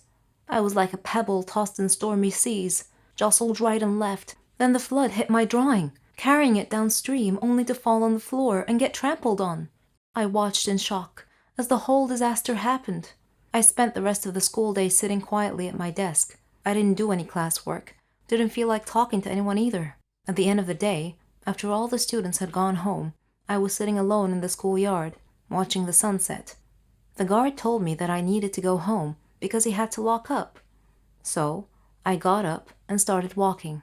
My home was a good distance away from school. I had no money for a bus or a taxi, so I had to hoof it home. Then, I came to a street that had been roadblocked. Workers were working on the road, and I couldn't pass through, so I had to take a detour around the roadblock and somehow ended up walking down a dark street. I didn't like dark roads. Maybe I should have just waited for the workers to finish their work. But then again, it would have been quite late. I continued down the dark road. I knew Dad would be worried, so I hurried along. It was just a dark road, nothing to be afraid of. I mean, it's not like I believe in horror movies. What am I afraid of anyway? What's the worst that can happen? Suddenly, I heard a sound on the other side of the street. It sounded like a voice moaning in pain. I ignored it and continued on my way, walking a little more quickly now. Then, the moaning sound turned into a snarl, and I heard footsteps behind me. I sped up my pace. I imagined the dark shadow following me, was gaining in on me, getting closer and closer. Could it be a ghost? A dead spirit? I stopped, and so did the footsteps. I felt their presence awfully close, so I turned around to face it. I saw a blue face, sunken shadows of the eyes, a stiff body, fangs in the mouth. A zombie! My brain screamed. I felt the blood drain from my face. I screamed. He snarled, and I ran. As I was running, another zombie appeared in front of me, trapping me between the two of them. What should I do? I had to do something. So, with all my strength, I swung my bag around in a circle and struck the one in front of me. He fell to the ground, and I ran past him, and I heard snarling again on the other side of the street. This must be a dream, I thought, but unfortunately, it was all too real. I kept running. Groups of zombies were gathering everywhere. Their appearances were disgusting and terrifying at the same time. I never want to see horror movies, but now they had decided to come to me instead. I ran, fell down, got back up, and ran some more. The street seemed really long. Suddenly, I saw a huge zombie crossing the road and getting in front of me. He was larger than the rest and had a large hunting knife stuck in his head. I screamed and fell down, slowly moving backwards, trying to keep my distance from him. Soon, I was surrounded by two of them again. This really wasn't my day at all. and it was going to end up with me being zombie meal. I thought of Dad and my friends and what they would think about me being eaten by the thing I despise most.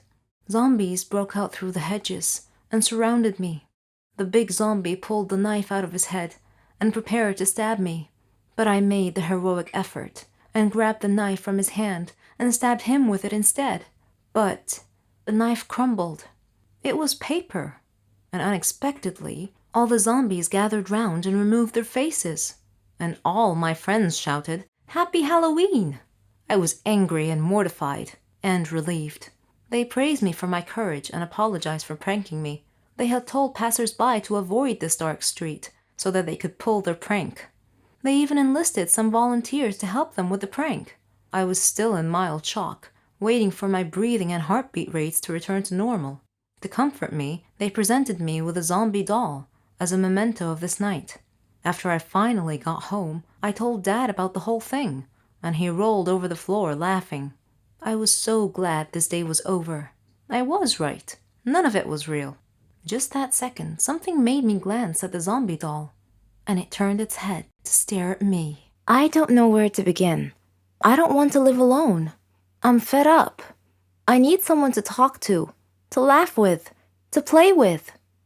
I've been lonely since birth. My name is Bella, and I'm 10 years old. And this is my story. I lived with my parents in a nice, quiet neighborhood.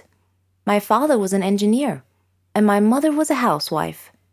Father used to travel a lot, but my mom always stayed home with me. Father was always busy. Whenever I asked him to play with me, he'd play with me for a while. Then he'd get a phone call and leave me by myself. Mother was always worried about me. She feared everything on the street, from friends to neighbors. My neighborhood didn't have any kids for me to play with. My parents used to fight a lot. I often saw Mother with her face colored blackish blue. Whenever I would ask her about it, she wouldn't reply. I didn't have any friends because Mother didn't want me to have any. I guess she was afraid they would hurt me. I don't know. One time, my parents were sitting together, and I asked Father why I didn't have any brothers or sisters. He told me to ask Mother, but Mother would just sit there silently, without answering. Later, there came a time when Father grabbed Mother and began beating her.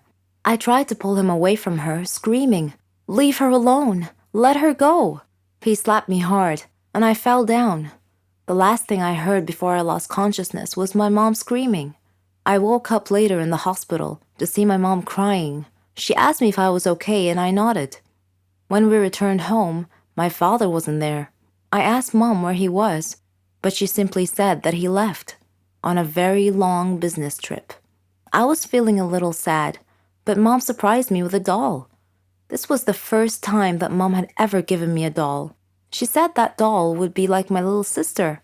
I hugged it tightly and said to it, "Nancy, you and I are going to be the best sisters ever." Mom often left me with Nancy when she had to go out to do business. It was okay, though. I felt that Nancy could understand me whenever I spoke to her. Time passed quickly. One day, Mom came home tired and went to sleep on the couch. I made a tent in my room where I collected all of my toys and played with Nancy. I was speaking to Nancy and telling her how beautiful she was and how I felt lucky to have her as a sister. Then I asked her, "Nancy, do you know why Father left us?" Miraculously, Nancy answered me, saying, "Father left you because he never really loved you to begin with." I was shocked and took 2 steps back. Then I said with a trembling voice, "Nancy, you can speak?" Nancy answered and said, "Of course. Can't all dolls?" From that moment on, Nancy and I lived in our own private little world. We didn't let anyone know about this. It was our secret. Once, when we were sitting alone, Nancy said to me, "Bella, I need to tell you something." "What is it?" I asked. Then she said the strangest thing. "You have to leave this world because you deserve a better one." That didn't make sense. Actually, it felt more like a threat. It frightened me, and I called for Mom. When she came in, I told her what Nancy had just said to me. She replied saying, "Nonsense, Bella. Nancy is just a doll. She can't talk. Maybe you're just tired. Get some sleep." So I tried to sleep, but Nancy wouldn't let me sleep. She left me alone until midnight, then she woke me up. She put her hand over my mouth and whispered, "Please listen to me. Don't scream, okay?" she said. "I know all your fears, your father's cruelty, your loneliness, your love for me, how your love and belief in me transformed me from a toy to a sentient doll. I really love you, Bella, and I want you to be happy." Her words calmed me down, and I said, "You're right, Nancy. So what do we do then?" She explained her plan to me. "In 2 days' time, we'll run away from home to a place called Toyland, where we'll meet some great friends." Whenever Mom was busy with work, I would speak and laugh with Nancy. And whenever Mom would enter the room and ask me who I was speaking to, I would laugh and point at Nancy. I could see in Mom's eyes that she was beginning to worry about me. One day, as Nancy and I were preparing our stuff to escape, we were looking at a map we had prepared. Then, unexpectedly, Mom came into the room. She saw the map and asked me about it. I looked at Nancy, and she gestured with her eyes that I shouldn't say anything. Seeing this, Mom took Nancy and threw her into the trash can. I screamed and pleaded. That was all I remember. Let me be honest with you guys. I'm not a fan of first dates. I've only had a couple of good first dates, others are plain disasters. However, from time to time, I like to get on Tinder and swipe between pictures. Tinder dates always turn into funny stories, sometimes even spooky ones. My guy best friend Ryan and I decided to go on a few Tinder dates just for the fun of it. Before we went out, we would always agree on a safe word, and that word was hot dog. A text saying, "Hey, can you pick up some hot dogs on the way?" Or something along those lines basically meant, "Can you call me and pretend there's an emergency so I can get out of this situation without being rude?" We had a lot of safe words meaning different things, and had an unspoken rule that every time we were on a date, we would let the other person know. I met this guy called Brandon on the application. We had a few good chats and decided to go out for brunch. I called Ryan and I let him know that I'll be having brunch with this Brandon guy. I'm not a supermodel, but I'm a bit too picky when it comes to first date outfits.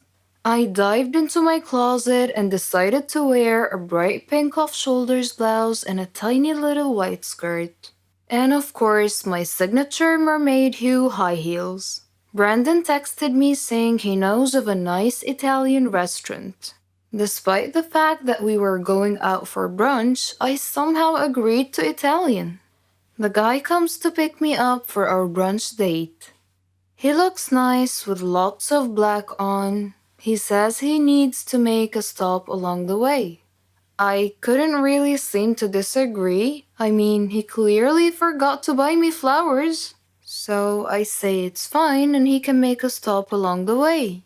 He pulls up to a gravesite and I see people and I'm like, okay, maybe he's picking something up from someone, or maybe he works here and needs to do something.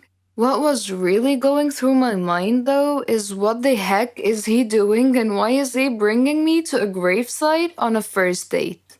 I just waited in the car, especially since there's mourning people nearby and I'm wearing a bright pink outfit. He gets out of the car and opens up the passenger side door. I tell him something along the lines of, "I don't want to draw attention to myself and I'll just wait here." And he says something along the lines of, "Don't worry, you look great. They will love you." Despite my pink outfit and my high heels, Brandon was very well built. He was very tall and had broad shoulders. One could easily tell that he is into martial arts. So I wasn't very worried about my safety. However, I was really worried about his mental health. I'm not even kidding. I was so very curious about what on earth were we doing there at 10 a.m. on a first date. And who is they, as in, they love you? Okay, so the next part is a bit hard to define whether it was creepy, surreal, or a prank show. It was his mother's funeral. I stood next to a group of weeping people watching as my date's mother was lowered into the ground. Needless to say, it was really, really awkward, especially since he kept trying to hold my hand and nuzzle me for comfort. It's a first date, for God's sake. I waited for the service to be over, as I didn't want to be rude to the grieving people or to the dead woman. And then I texted Ryan, hot dog. So Ryan called me and pretended to be my landlord and told me that my apartment was flooded. I quickly apologized to Brandon and called an Uber. While I was waiting for my Uber to arrive, Brandon kept on holding my hand and literally begging me to stay a little bit longer. He also said we could still go out for brunch, but I politely said we could reschedule for another time. I think his cousins or something were standing too close. He told them that we've been dating for a few weeks and they should talk me into staying. I was so glad that my Uber finally arrived. I hopped inside the car like a freaking ninja. I called Ryan and asked him to come over. We stayed together, and honestly, I've never laughed as much as Ryan made me laugh that night. And guess what? Ryan and I realized we were actually in love a few weeks later. We gave up online dating and we've been together ever since. Hello, I'm Sarah. Ever heard of a phobia before? Don't worry, it's not contagious or anything. It just means you're scared of something in particular. Places, people, things. I have a phobia, but I don't like to talk about it.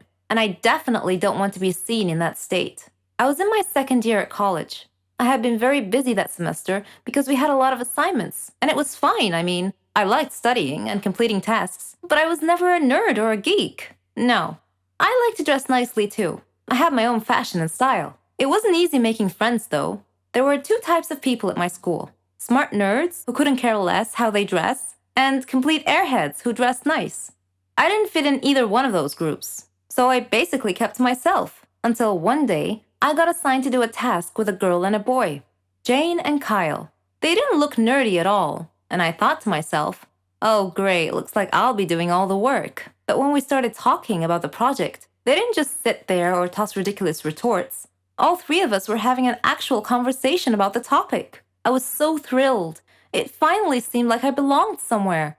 We became friends and did everything together. We could tell each other anything. Well, not everything. I had one secret from my friends. I never told them I had a phobia. Anyway, a year later, Jane moved to Germany with her parents. She was going to finish college there. So it was just Kyle and I now. All through college, we were the best of friends. We even did our graduation project together. On graduation day, Kyle and I were supposed to go out for dinner. He wouldn't tell me where, said it was a surprise. And what a surprise it was. He had picked the highest tower in the whole city to eat dinner at the very top. I don't have a problem with high places in particular. In fact, I'm sure I'll love the view if I ever make it to the top. No, I had a problem with the elevator. A phobia, to be precise. So we were standing at the base of the tower, and Kyle was happily listing all the great features and restaurants up there, but I didn't hear any of it. I was too busy fretting, frozen to the spot, desperately trying to find a way out of the situation. I couldn't say no to Kyle, who was all excited to go up the tower, so I clenched it in and tried my best to stay calm. We got in the elevator, and the doors shut. I couldn't control what came after that. I was terrified. Screaming and shouting hysterically, banging on the walls, then falling to the ground. Of course, I don't actually remember any of it. Kyle told me later on. The last thing I remember was the elevator doors shutting close. When I came to, I was at the hospital. Kyle was sitting by my bed looking worried. When he saw that I woke up and that I was feeling fine, he started laughing at me, saying, "Why didn't you tell me you had a phobia?" I felt ridiculous and started laughing too. And then, out of nowhere, he proposed. It was his plan all along, although he pictured it at the top of the tower. All that happened 3 years ago. We're married now, and we have a baby girl. I'm being treated for my phobia. It's not completely gone, but I'm way better now. Apparently, hiding my problems never solves them. I'll have to face them, sooner or later. I don't follow the news much. International crisis, crimes, kidnapping, all these things just fill me with dismay. It's as if our world is a dangerous jungle. And I don't like that feeling, because I'm a peaceful girl who likes to avoid trouble. Little did I know that my peaceful world was going to be shaken by one of these sad events. I'm Marcia, and I'm 18 years old. I live with my parents and my little sister Marilyn. My mother often warned me to be alert and avoid dangerous situations. She told me that peaceful people can live in a peaceful world if they choose to do so, but that wasn't entirely true.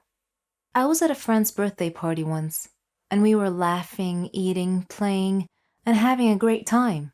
I wasn't paying attention to my phone much, but when I chanced to look at it, I saw that Mom had called me over 1,000,000 times around midnight. She was clearly worried about me being out so late, so I decided that I needed to rush home. I was afraid to take a taxi alone, but I needed to hurry home, so I walked out to the main street, which was very dimly lit, and saw a taxi nearby. But when I got closer to it, I saw that all its windows were tinted, and I didn't feel at ease. I made to look for another one, but then the taxi driver opened the front door and smiled. His elderly age and his friendly smile disarmed me and gave me a lulling sense of security. So I asked him to take me to my home, and I jumped into the back seat. He asked me why I was walking alone on a dimly lit street that late at night, and I told him about the party and my losing track of time. He warned me not to walk late at night again, because that was a dangerous time to be about. He asked me if I had heard about the serial killer named Bradley. I said that I did, but that I didn't know what he looked like. At that point, he laughed, and I heard the 4 doors suddenly lock themselves. He looked at me and said, "My name is Bradley. Now you know what I look like. It's so nice to meet you." I screamed for him to stop the taxi and let me out. He stated simply that the simple mistakes can have the largest impact on our lives sometimes. He boasted that I would be a perfect addition to complete his skull collection. In a panic, I grabbed his seatbelt and began strangling him with it. I demanded that he stop the car, but he refused. I began choking him harder and harder until he eventually lost control of the car. The car careened off the road, flipped a few times, and landed upside down. Luckily, I was still conscious and was able to get out of the overturned car. He tried to grab me as I was crawling out, but I managed to escape. I ran back up the main road and flagged a car carrying a family in it. Once I reached home, I relayed my horrendous experience to Mom, and she took me to the police station. After listening to my story and my description of the guy, the police promised to investigate and to catch the criminal as soon as possible. That experience scarred me for life, but I know now that I have to be strong if I am to live on. Some days later, I received a message from an anonymous sender that said, "Be ready for the next ramble. You haven't seen the last of me yet." Oh my goodness, what have I done? I woke up beside a famous pop star, and do you know what the first thing that came into my mind? My best friend is going to kill me. I know you're probably wondering, so I'll just start telling the story. My name is Ella, and I'm a daycare teacher. I teach kids 4 to 5 years old, and I love my job. I don't have a family because I grew up in an orphanage, and being surrounded by kids makes me feel so happy and alive. I do have a best friend though. Her name is Rachel. She's the only family I have. I'm lucky because her family treats me as their own. But one day, something happened that ruined our friendship. I was so devastated. Do you believe that people do not remember what they're doing when they're drunk? Yeah, I don't believe that either. I think that you still have at least some control even if you're drunk. But I guess I was wrong. It all happened at the birthday party of my best friend Rachel. Rachel is obsessed with her childhood friend who turned into a famous pop star, Daniel. She wanted to celebrate her birthday at his lake house 2 hours away from the city, and I do not think it is a good idea. Maybe because I'm not really a party person and I prefer intimate gatherings. Also, I know her motivation is backwards. She wanted to use Daniel's lake house because she's got this idea that when he finally arrives at 12 midnight, she would confess her feelings for him. And she actually thinks that he'll feel the same way about her. And then they will have a happily ever after. Don't get me wrong, I want her to be happy. And I don't know why I do not like that idea. Maybe I'm just afraid that I will be left alone when that happens. Or maybe I just don't want to see her making a fool of herself. But anyways, I decided to support, like always. On the day of the party, we had a few friends come over. There was dancing, drinking, party games, and so on. I'm glad everyone was having a really great time.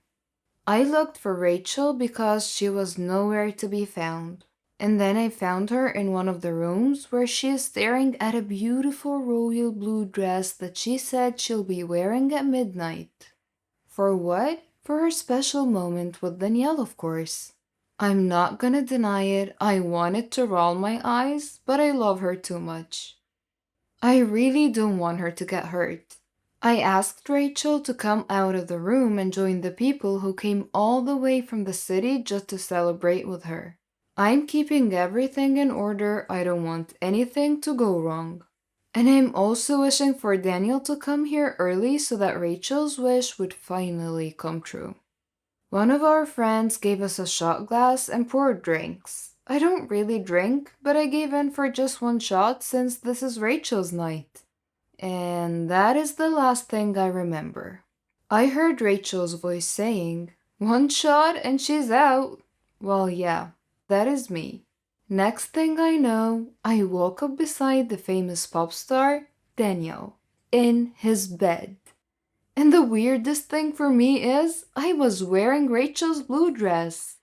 I woke Daniel up and asked him immediately, "What happened?"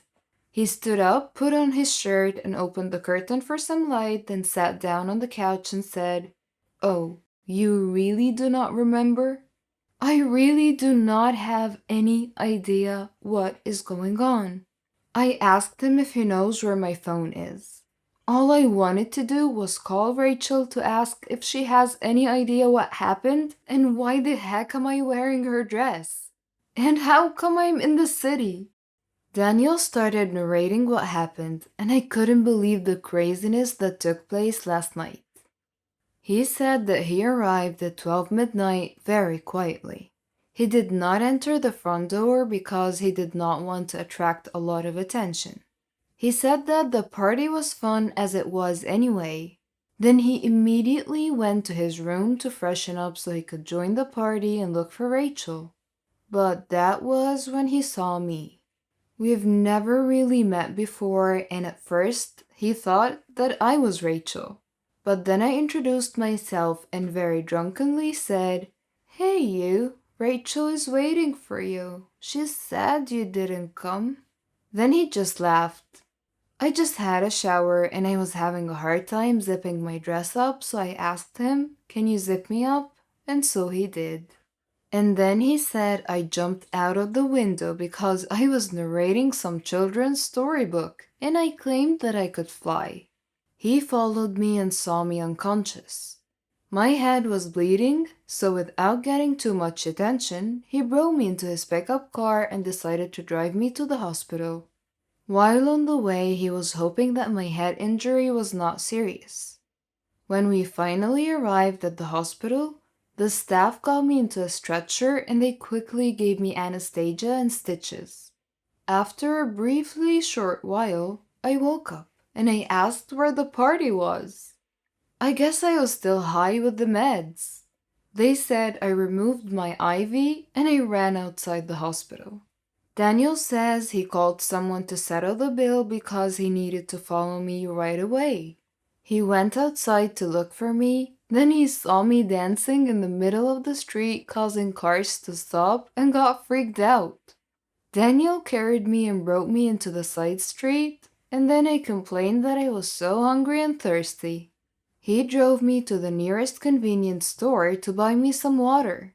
And as he was getting water and food for me, I opened almost all of the chips and cookies in the stall and ate them.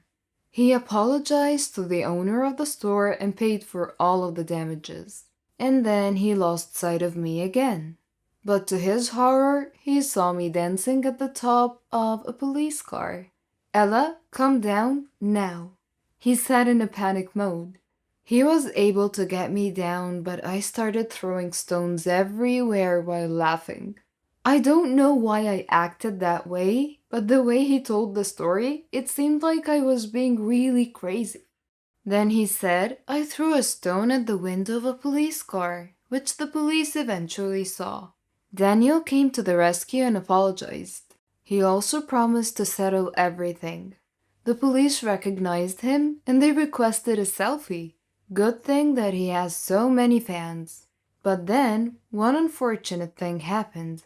I threw up directly at the police officer's uniform. Daniel grabbed me and drove away as fast as he could. He checked if we were being chased by the police car or not, and he was able to breathe when he realized that they did not follow us. Then I told him that I want to throw up again. He stopped at a nice spot and helped me while I was throwing all of my internal organs out. Then he took care of me. He gave me some water and a tablet for the hangover. He asked if I was doing okay. I said, "I want to lie down." At almost 2 a.m., we were lying down at the back of his pickup car. We were watching the stars and talking about each and everything. He said that I was still drunk at this point, but I was beginning to sober up. He told me how I kept on asking him about his love life and making him admit that he's a womanizer.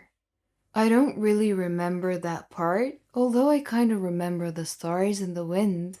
Or maybe it's the stars in my head right now because it kind of still hurts. And so I asked, "How did we end up here in the city?" "You said you wanted to sleep in a comfortable bed. That's how," he said. He explained that he tried to drive me back to the lake house so he could explain to Rachel and the rest of my friends what happened to me. But then there was a car accident on the way back, so he just decided to go back to the city and put me in his bed. I said thank you and I apologized for all the trouble I've caused him. I told him that, please know that the drunk me is not the real me. My only life is my kids, and I'm happy living like that. "Kids? Do you have kids? Are you married?"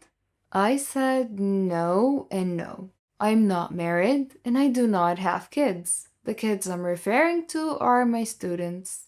And to my surprise, he let out a huge sigh. Then he said that he should be the one to thank me because he had so much fun. It was such a long time since he had a break, and our night was very interesting to him. I freshened up and I asked him to help me get out of the building because I have a lot of things to settle.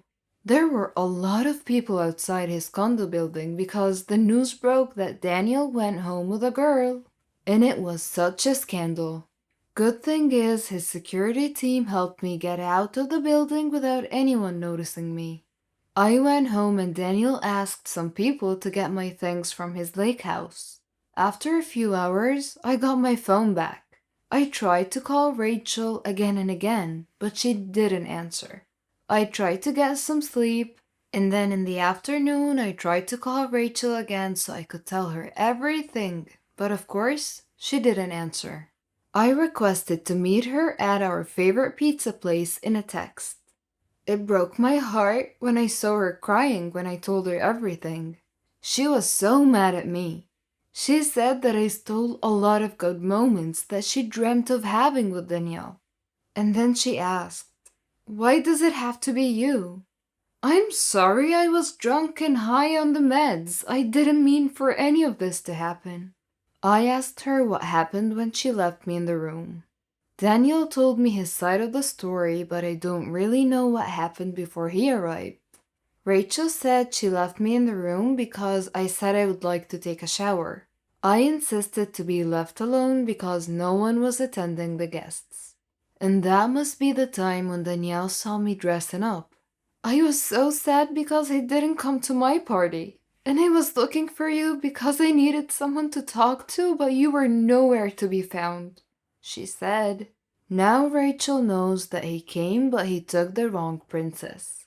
I apologized again and again, and I tried to make it clear that what happened was not my intention. But Rachel was really angry with me. She even told me, "I don't want to see your face again, you traitor." She added, "I do not believe you cannot remember anything. I know you took advantage of the moment." "That is so not true," I yelled, but she already walked out. I went home sad. I lost my friend Rachel. She was my only family. I'm hoping that she would come to her senses and forgive me, but I know that would not be possible as of the moment at least. Monday came and an unknown number kept on calling me. When I answered, I was surprised that it was Danielle. "Whatever happens, do not go out today or even watch the news," he said. But I could not do that. I cannot skip school because my kids would miss me, and I would miss them for sure. Now that I don't have Rachel in my life, I definitely need the love of my students. I did not answer Daniel's calls when I arrived at school, though I wondered how he got my number. Well, I guess he's got connections. Or maybe he got it when his staff delivered my phone yesterday. I need to get out and proceed to have a normal day and forget about all the Daniel stuff right now. But then when I arrived at school, the principal asked to meet me before I proceeded with my class. And to my surprise, she was firing me. "You're not gonna be a great role model for the kids, I'm sorry," she said. She opened the news vlog that she was watching, and some vlogger documented what happened that night with Daniel because, of course, he's got fans everywhere. It was already trending. It has everything from the moment I was in the hospital, my silliness at the convenience store, and the way I was dancing like a fool at the top of a police car. When we stopped so I could throw up, and even more. But I think people assumed that we were being naughty in the dark. And the finale was Danielle carrying me into his condo unit when I fell asleep in his car. Goodness, that was such a scandal. Tonight, I know Daniel is going to have a big concert, and this might affect him too. I have no family, so no one is going to be compromised with this situation. Good thing that Rachel is not connected to me right now, because her name might also be ruined. For a moment, I was so happy that I was in this crazy situation and not Rachel. I do not want her to be humiliated. Daniel made a big announcement on social media right before his concert. I went home and watched it. Please do not assume anything. The woman that I was with the other night is a great person, and I hope this world would accept her as the love of my life. Ella, if you're watching this, please, I beg you to forgive me for the trouble my world is causing you. That's what Daniel said on social media. It quickly went viral along with the clip of us being together. Good thing that no one knows where I live, or I would not be able to walk out of my house anytime. I decided that I should go to Daniel's concert. I watched from a distance and I texted him to meet me up at the rooftop of my condo unit so we could talk like two adults and iron things out. When he arrived, he smiled at me and it made me feel better on the inside. Well, his smile kinda calms me down. He said, "What I said was true. I fell for you that night, Ella." I do not know what to say to that, I answered. I told him that he knows nothing about me. I also let him know that I do not have a family, and the only family I have right now is angry with me. I also told him that I lost my job. The last thing I need at the moment is another complication, so if you really want to be part of my life right now, you will accept whatever I can offer, and right now, that is friendship. Daniel agreed to be in my life on my conditions. He even helped me rebuild my life. Even if Daniel was busy, he always made sure that he's got time for me. He also tried to help me patch things up with Rachel, but she still has not forgiven me. Her family has also turned its back on me, but to be honest, I understand. Few weeks later, Daniel built a foundation for homeless kids because he would like to share his blessings. He made me the project manager, and I was so happy to finally have a purpose again. I enjoyed helping kids, and it felt like I have a big family. I also appreciate the effort of Daniel because no matter how busy he was, he always made sure he had time to visit the foundation. Another year has passed, and Daniel never left my side, although our relationship was never clear to him. With his world, I know he's got a lot of temptations around him, but he always says he's only got his eyes fixed on me.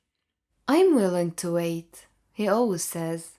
One day he surprised me with a gift that made me fall for him even more. He said that he asked some people to start a project of building a daycare center. He said that this is his gift for me and that I don't need to pay him anything back. As of the moment, I have a lot of students and it's making my heart smile. I'm so glad that my life is right on track.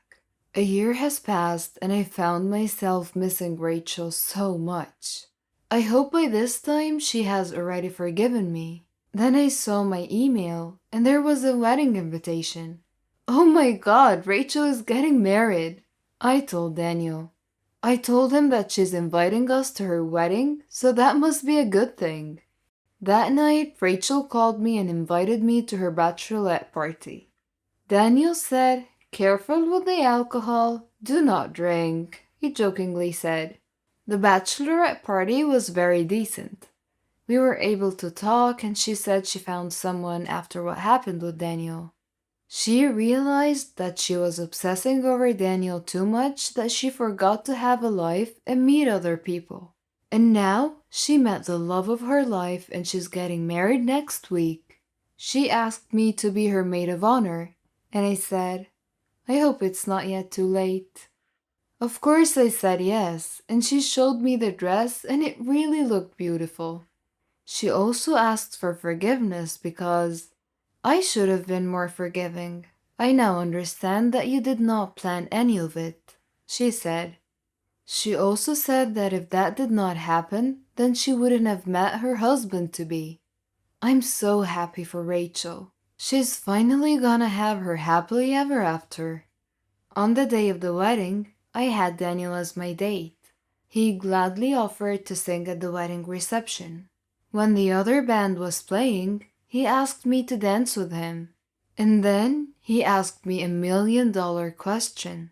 Ella, will you be my girlfriend? He asked. If I say yes, will you get me a drink? I jokingly said. We laughed so hard, and then we shared a tight hug.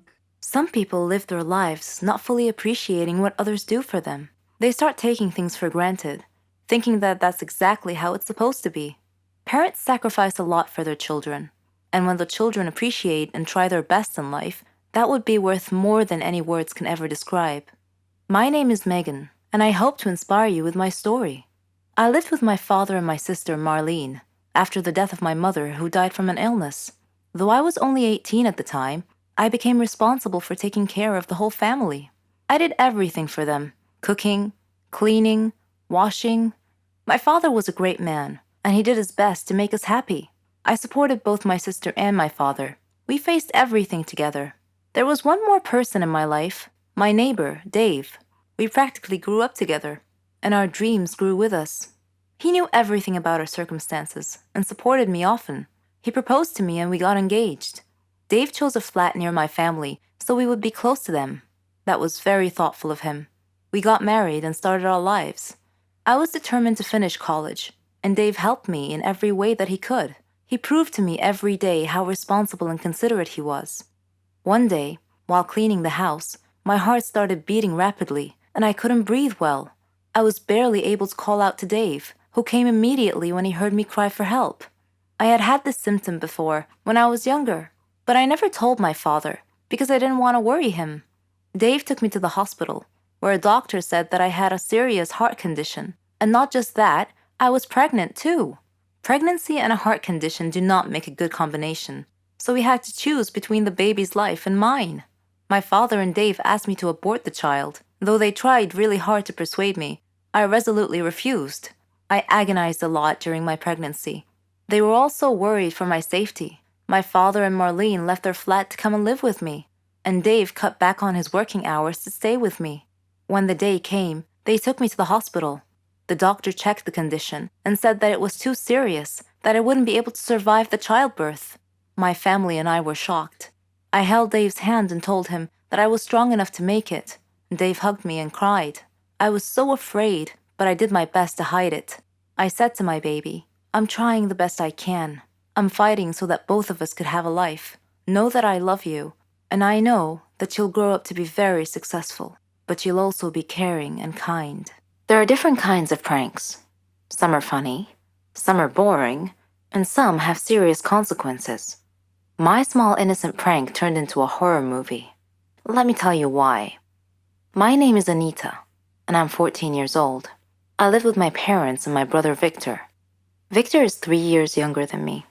We are also close friends. I love reading, writing stories, and most of all, playing pranks on people. I just love to do it. Victor was the cowardly sort, afraid of his own shadow, so I always played pranks on him. His terrified reactions always made me laugh. Whenever he would try to play a prank on me in retaliation, though, I would always see through it immediately. My parents used to spend Halloween at my aunt's house. So, one day, I decided to scare him by dressing up like a ghost and hiding in his closet. When he came home and called for me, I didn't reply. He entered his room and opened his closet to hang his coat, only to be confronted by me jumping out and screaming "boo" in his face. He leapt backwards, wide-eyed and terrified. He screamed like a girl. I was rolling on the floor, laughing. If he wasn't such a coward, I wouldn't have had any fun at home. "One day," he joked, "your pranks are going to be the death of me." When he turned 17, Victor received a scholarship to the state university. I saw him off with tears in my eyes, hugged him, and gave him a present marked "Don't open until you arrive at your dormitory." Shortly after he arrived, he video called. He had blue powder all over his face and looked hilarious. He said, "Very funny, ha ha ha. You have to stop these pranks, sis. We're too old for this stuff now." Oh, how I missed him. I laughed. With him gone, everything was so boring. When October came and Halloween was only a few days away, the doorbell rang, and I opened the door to find a letter lying on our doorstep. I opened it and found a picture of Victor. His face had been beaten black and blue. He looked horrible. I opened the letter and read, "Victor got involved in drug dealing and now owes us a lot of money. If you don't pay off his debt as soon as possible, we will kill him, and you too.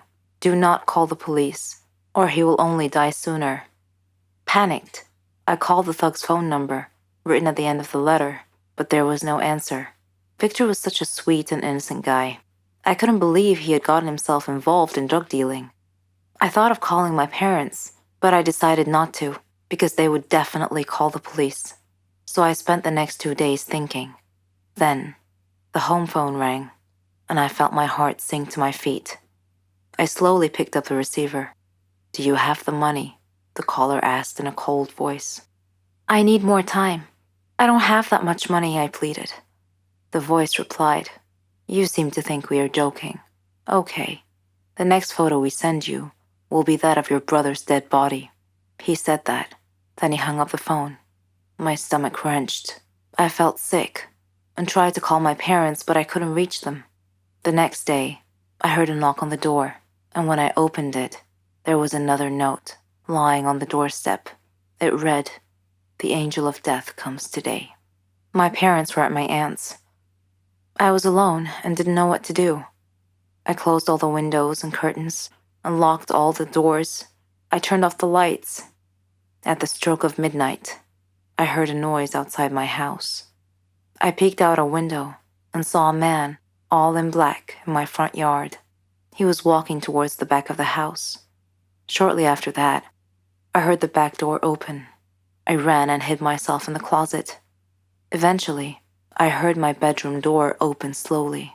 I heard footsteps walking around my room, as if the intruder were searching for me. Suddenly, my closet door opened. I panicked, pushed the masked intruder, and dashed out of my room and down the hall to the dining room.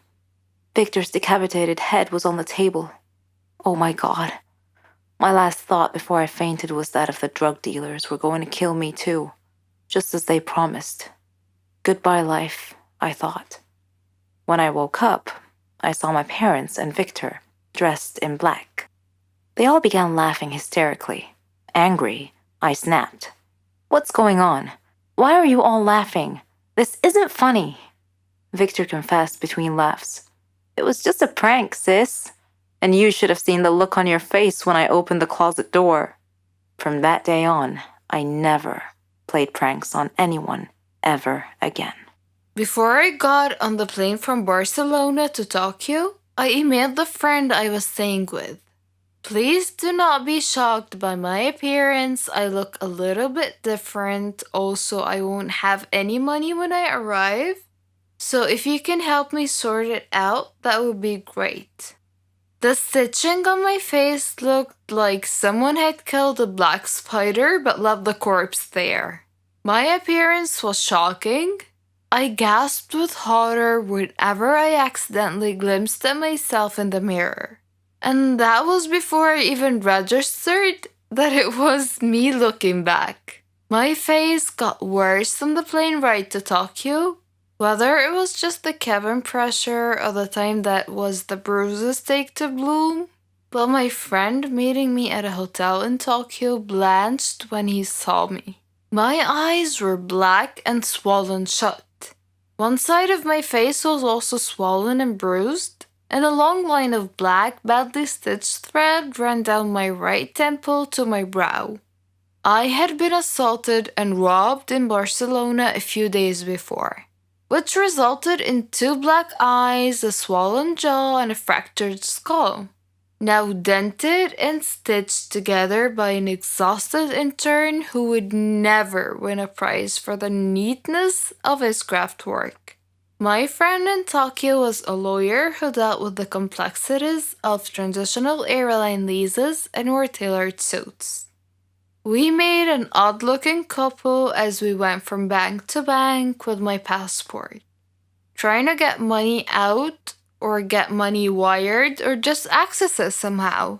In his flawless Japanese, he negotiated on my behalf as I stood there, my face a grotesque mask, but each time we were rebuffed. In a chilled Starbucks, my friend brought me an iced coffee which I drank through my straw, and my jaw still hurt, and said, "The people in the bank probably think I beat you up, and I'm trying to drain your bank accounts. That's what it looks like." We tried one more bank, and when they said no, tears burst with some difficulty from my swollen eyes.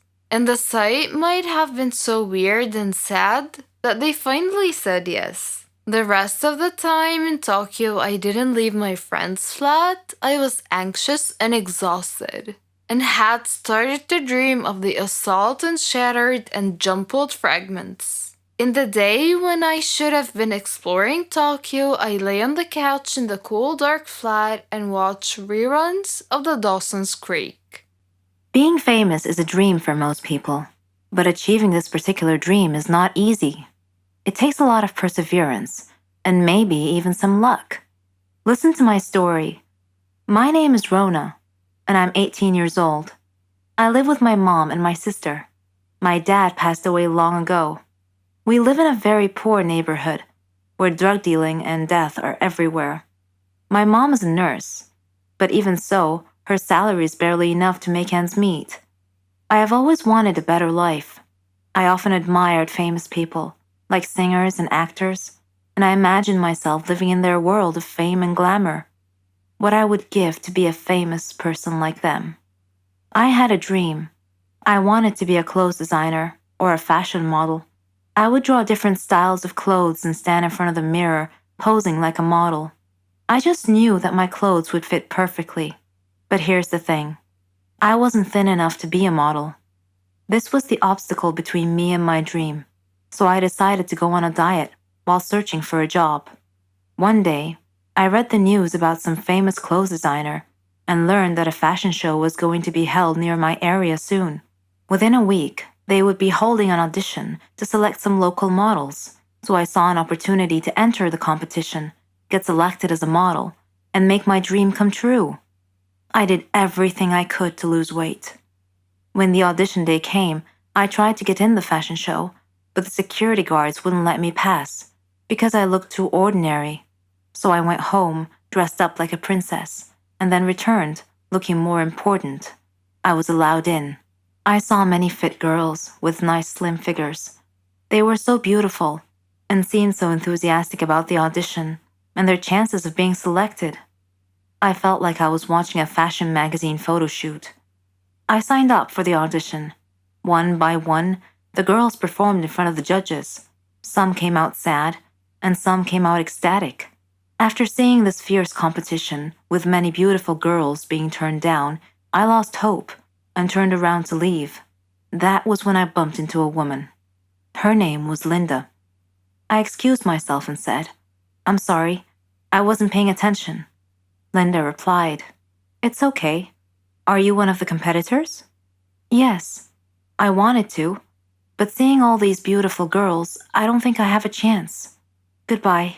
"No, you shouldn't give up so easily," she said. Her kind manner persuaded me to turn around and try out for the audition anyway. As I walked onto the stage, I noticed that Linda was one of the judges. She winked at me as our eyes met. I did my best. Once my audition was over, I looked at Linda, and she smiled and gestured with her head that I had done well. However, one judge told me that my performance was good, but my figure was not. I needed to lose more weight. Linda told me that I was put on a list of potential models with the stipulation that I could re-audition if I lost more weight, so I buckled down and really hit the diet hard. I began starving myself. Mom felt miserable watching what I was putting myself through. I managed to lose about 40 kilos.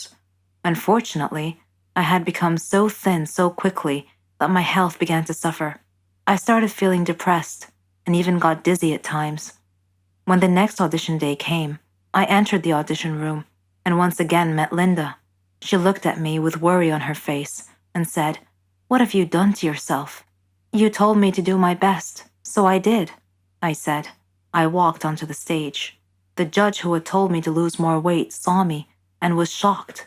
He asked me, "How were you able to lose so much weight so fast?" When I began my performance, my weakness caused some dizzy spells, which caused my modeling motions to be unsteady and awkward. Linda was clearly worried. As she watched my performance, as if she expected me to fall at any moment, the judges gave me poor marks, and I was rejected as a potential model. I was greatly disappointed because I had tried so hard. I said to the judges, "But I followed your instructions and lost more weight." The one judge said, "Yes, you lost more weight, but then you let your performance suffer as a result." Then I passed out and woke up later in a hospital bed. Mom and my sister and Linda were waiting at my bedside. I asked them what had happened. "You're too weak. You fainted on stage," Linda explained. Suddenly her phone rang, and after she answered and listened for a moment, I heard her say, "What? Oh no." After she hung up, I asked her what had happened. She told me that the plane carrying the judges and the competitors had crashed. There were no survivors. They would have to start the whole competition and selection process all over again.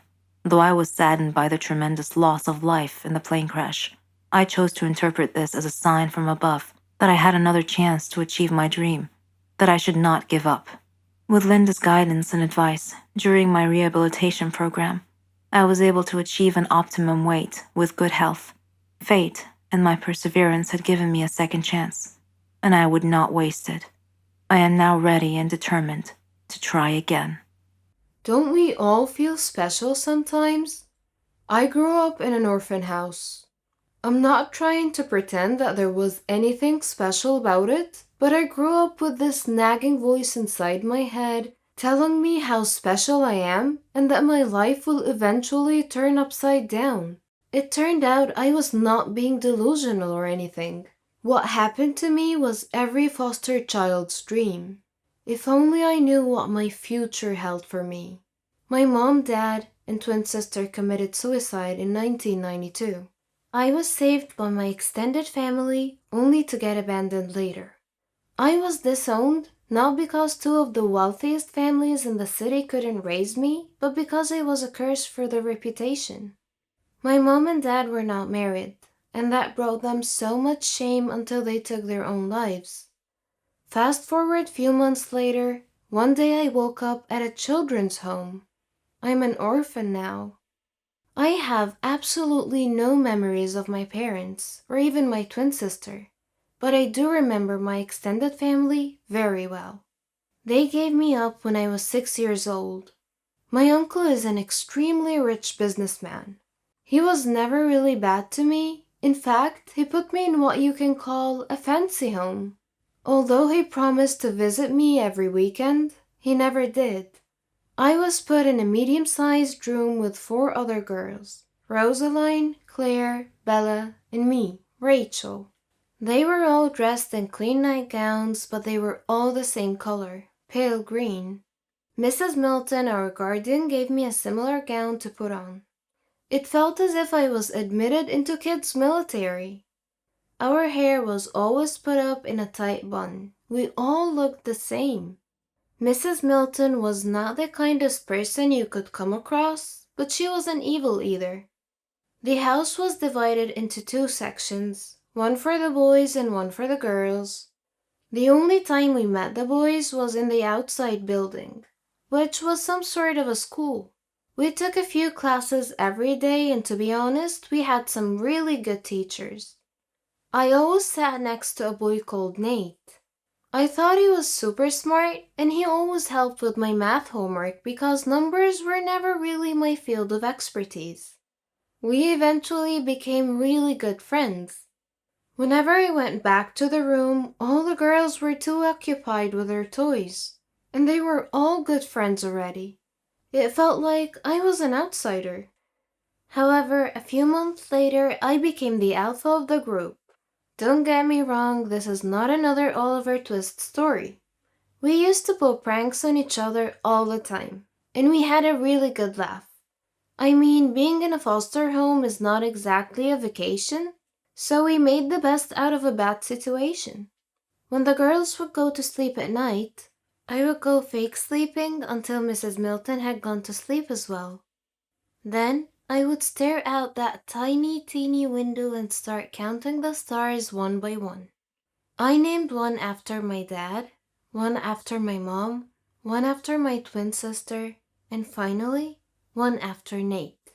I would stay up all night long daydreaming until I fell asleep. Mrs. Milton would wake us up around 6 a.m. to have breakfast and go to class. It went on like that for years and years. Every day seemed exactly like the other, except on the weekends, which wasn't really much of a weekend. It only meant we were allowed to eat dessert. I have always been an extremely curious little girl, and the reason Nate and I grew so close was because he was a curious boy as well. We had no idea about the outside world. We had so many unanswered questions, and sometimes we would make up answers to tame our brains. The girls had relatives visiting them during the weekend, but I would stay in my room. Sometimes I cried, and sometimes I shut my eyes close and tried to imagine what my mom looked like. One day during science class, Nate asked me who visits me on the weekend. I never said anything back. I pretended that I didn't even hear him. But in a moment of extreme confusion and sadness, I wrote something down on a piece of paper and passed it to him. It said, "Let's get out of here." We were 12 years old at the time. I didn't care about the consequences at all. All I cared about was getting outside of here and exploring what was happening in the outside world. I wanted to go back to my uncle, even if he didn't want me. Nate looked at the paper, folded it into half, and he freaking swallowed the paper, and he just nodded his head at me. I wasn't sure what he meant by the nod until at midnight. While I was looking at the stars I befriended for years now, I heard the slip of a paper under the door. I quickly got up and the paper said, "Meet me at the school building in 5 minutes."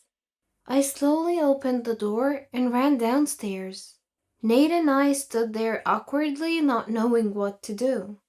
We started discussing a runaway plan. But seriously though, what could two kids do to escape a fully guarded huge building? We were smarter than any of you would think. For the next week, we studied every movement happening around the place. When security guards changed their shifts, which teachers left class early, we even memorized the times when Mrs. Milton had to use the bathroom. We had a solid plan. At the end of the week, on Friday, we had history class and the teacher always left a few minutes early.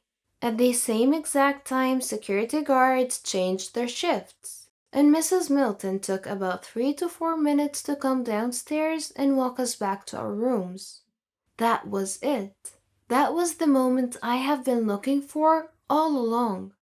We passed by the guard's back and we ran and ran like there was no tomorrow. After a few blocks, we were out of breath. We were two kids dressed exactly alike with no money and no place to go. But we couldn't stop, not after we finally did it. We kept on walking and walking until it was night. I looked up at the sky and I could not believe my eyes. The sky had endless stars. I let my hair down and got rid of that stupid bun I've had for years. I decided that Nate and I could go into a shop and ask for a suitable job that could offer us a place to live and food. Yes, I was that smart, and I still am. So we went into a grocery store owned by an old lady. We told her our story, and what she said back was, "I need to call the police." And so we begged and cried and cried and begged, and the lady had a big heart. She offered us some sandwiches and said we could help deliver groceries around the block. We immediately agreed. Nate and I had to sleep on a blanket inside the store every night. It was not a great situation, but we loved that sense of freedom. We felt like we were hero kids with superpowers. We stayed with the old lady for what seemed like a year. If you haven't guessed it by now, I was in love with Nate. I had our wedding planned inside my head, and although he never said anything back, I knew he loved me even more. One day we heard that old lady talking to an officer who was looking for 2 lost kids. We grabbed all the cash we could and ran through the back door. I know it's inconsiderate to rob the woman who provided for us, but there was no other way. We quickly stopped the cab and asked the driver to drive as far as possible. He gave us a weird look, but when we showed him the money, he started driving. At this point, Nate held my hand for the first time ever, and he said, "We'll be okay." I felt my heart melt to the ground, but traffic noise brought me back to my senses. The cab driver was driving funny, but none of us was really familiar with driving, so we never really paid much attention. I looked at Nate and he said, "We need to find my uncle. He's rich, he can help. You can hide in my room. Or he can even adopt us, I don't know." My voice was shaky. Nate replied and said, "Hey, calm down. I promise we're going to be fine. Rachel, we have each other. This is all that matters. And I will help you find your uncle." I didn't hear the rest of his words. I woke up in a hospital bed. I screamed at the top of my lungs. A nurse came in, and I said, "Who are you? Why am I here? I need to leave right now. Where's Nate?" The nurse gave me a pill and some water. She said, "Calm down. You'll be fine. Your friend is fine. You got into a car accident. What's your name?" I pushed her hand away and refused to take the pill. "My name is Rachel and I need to see my friend right now." The nurse just left me. Then an officer came in. He started asking questions and I kept asking to see Nate. I never answered any of his questions. I asked him to call the nurse again, and she came back. I asked her to help me sit straight because I could barely feel my legs. Maybe I'd been sleeping for too long, I don't know. She just stood there. I looked down, and I didn't have legs.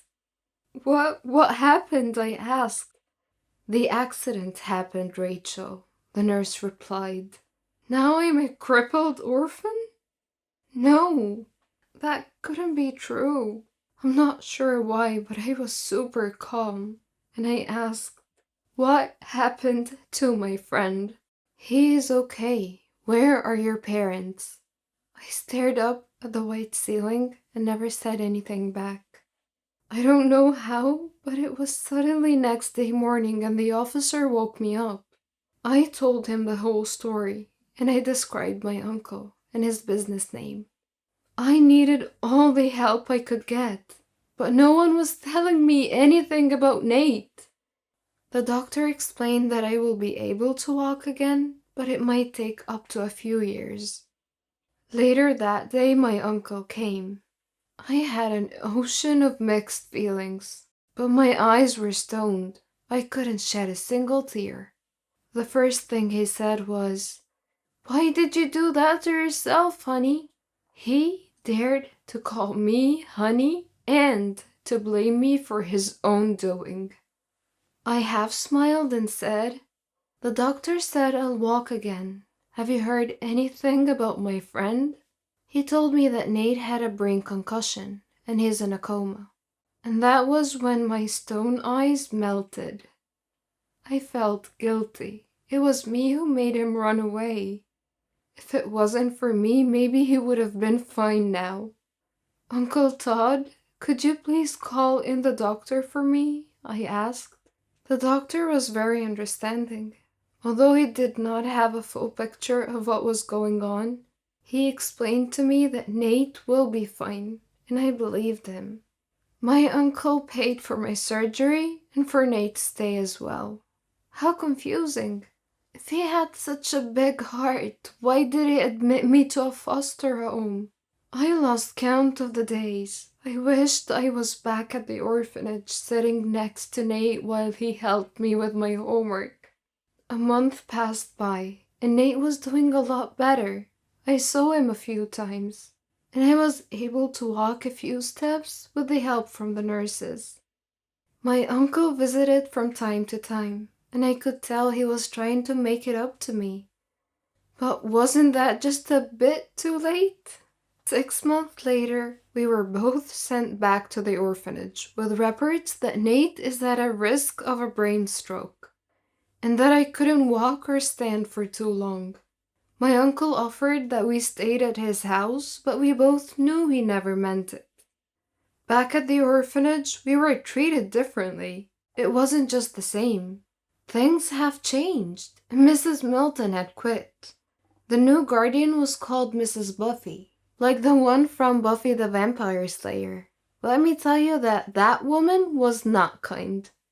During break time, Nate and I would discuss what we wanted to pursue as careers, because we only had a few years left here, and then we could just leave without having to run away. Nate wanted to become a programmer. The guy was a true genius, and I wasn't so sure of what I wanted. But if you guys still remember the beginning of my story, I knew I was destined for something special. Mrs. Buffy caught us exchanging love letters, and Nate and I were forbidden from sitting next to each other in class. Well, except during history class, because the teacher didn't really care much about anything. We were also expert sneakers by now, so we managed to steal a kiss every now and then. Things were starting to get better. I could walk better, and Nate could talk better, because he had a problem with stuttering. A year passed by, and we were about to leave the orphanage and go to college in less than 6 months. One day during break, Nate started throwing up. Mrs. Buffy refused to even call a doctor. The next morning he couldn't speak at all in class, and he started throwing up again and again. I ran up to Mrs. Buffy to take him to the hospital, and she replied, We can't afford hospital, Rachel, and looked the other way. Call my uncle right now, I screamed at her. Fine, she said in a very careless voice. My uncle came and Mrs. freaking Buffy refused that I go with them. And so my uncle took Nate to the hospital. After 4 hours, my uncle came back, and without my consent, he demanded I leave and go home with him. I was so concerned and just went with him. I kept on asking questions and he said nothing back. He parked in front of his mansion and he said, "They tried their best at the hospital. I'm so sorry." And he hugged me for the first time ever. I pushed him back and he said, "What does that mean? Do you mean that Nate is gone?" And then my uncle started crying. He invited me to go inside, but I refused. No way. Nate couldn't just leave me like that. I walked away. I sat on the pavement recalling all the memories we had together. I looked at my artificial legs and kicked them so hard, but I didn't feel a thing. I lived with my uncle for a year, on the condition that I will pay rent until I could move out. What if Mrs. freaking Buffy had called the doctor? Wouldn't Nate be here right now? I had nightmares about killing her every single night. I got a part-time job as a teacher. I paid my rent and saved the rest for college. I finally knew what I wanted to study. I wanted to study journalism. I worked day and night until I could afford college. I sent hate letters to Miss Buffy every now and then. As soon as I graduated, I landed a 1 in a million job. I worked for the biggest newspaper in town. I moved out from my uncle's, but we are on good terms. 2 years later, I went back to the orphanage, only to find out that another kid had died due to lack of responsibility. Although Mrs. Buffy was old and even grumpier now, it didn't stop me from getting back at her. I wrote every detail of Nate's story and submitted it to my boss. He never even knew I grew up in an orphanage. The story went viral. I was even interviewed to share more details on television. Finally, Mrs. Buffy went to prison after a long trial. Oh, I could almost hear Nate smile in heaven right now. I may not have legs, and I may get bullied every now and then, but I have Nate living inside my heart. After things went viral on social media, I was able to get enough donations to open my own foster home in Nate's name, and to forever honor his name. See, I told you, I was destined for something extra special.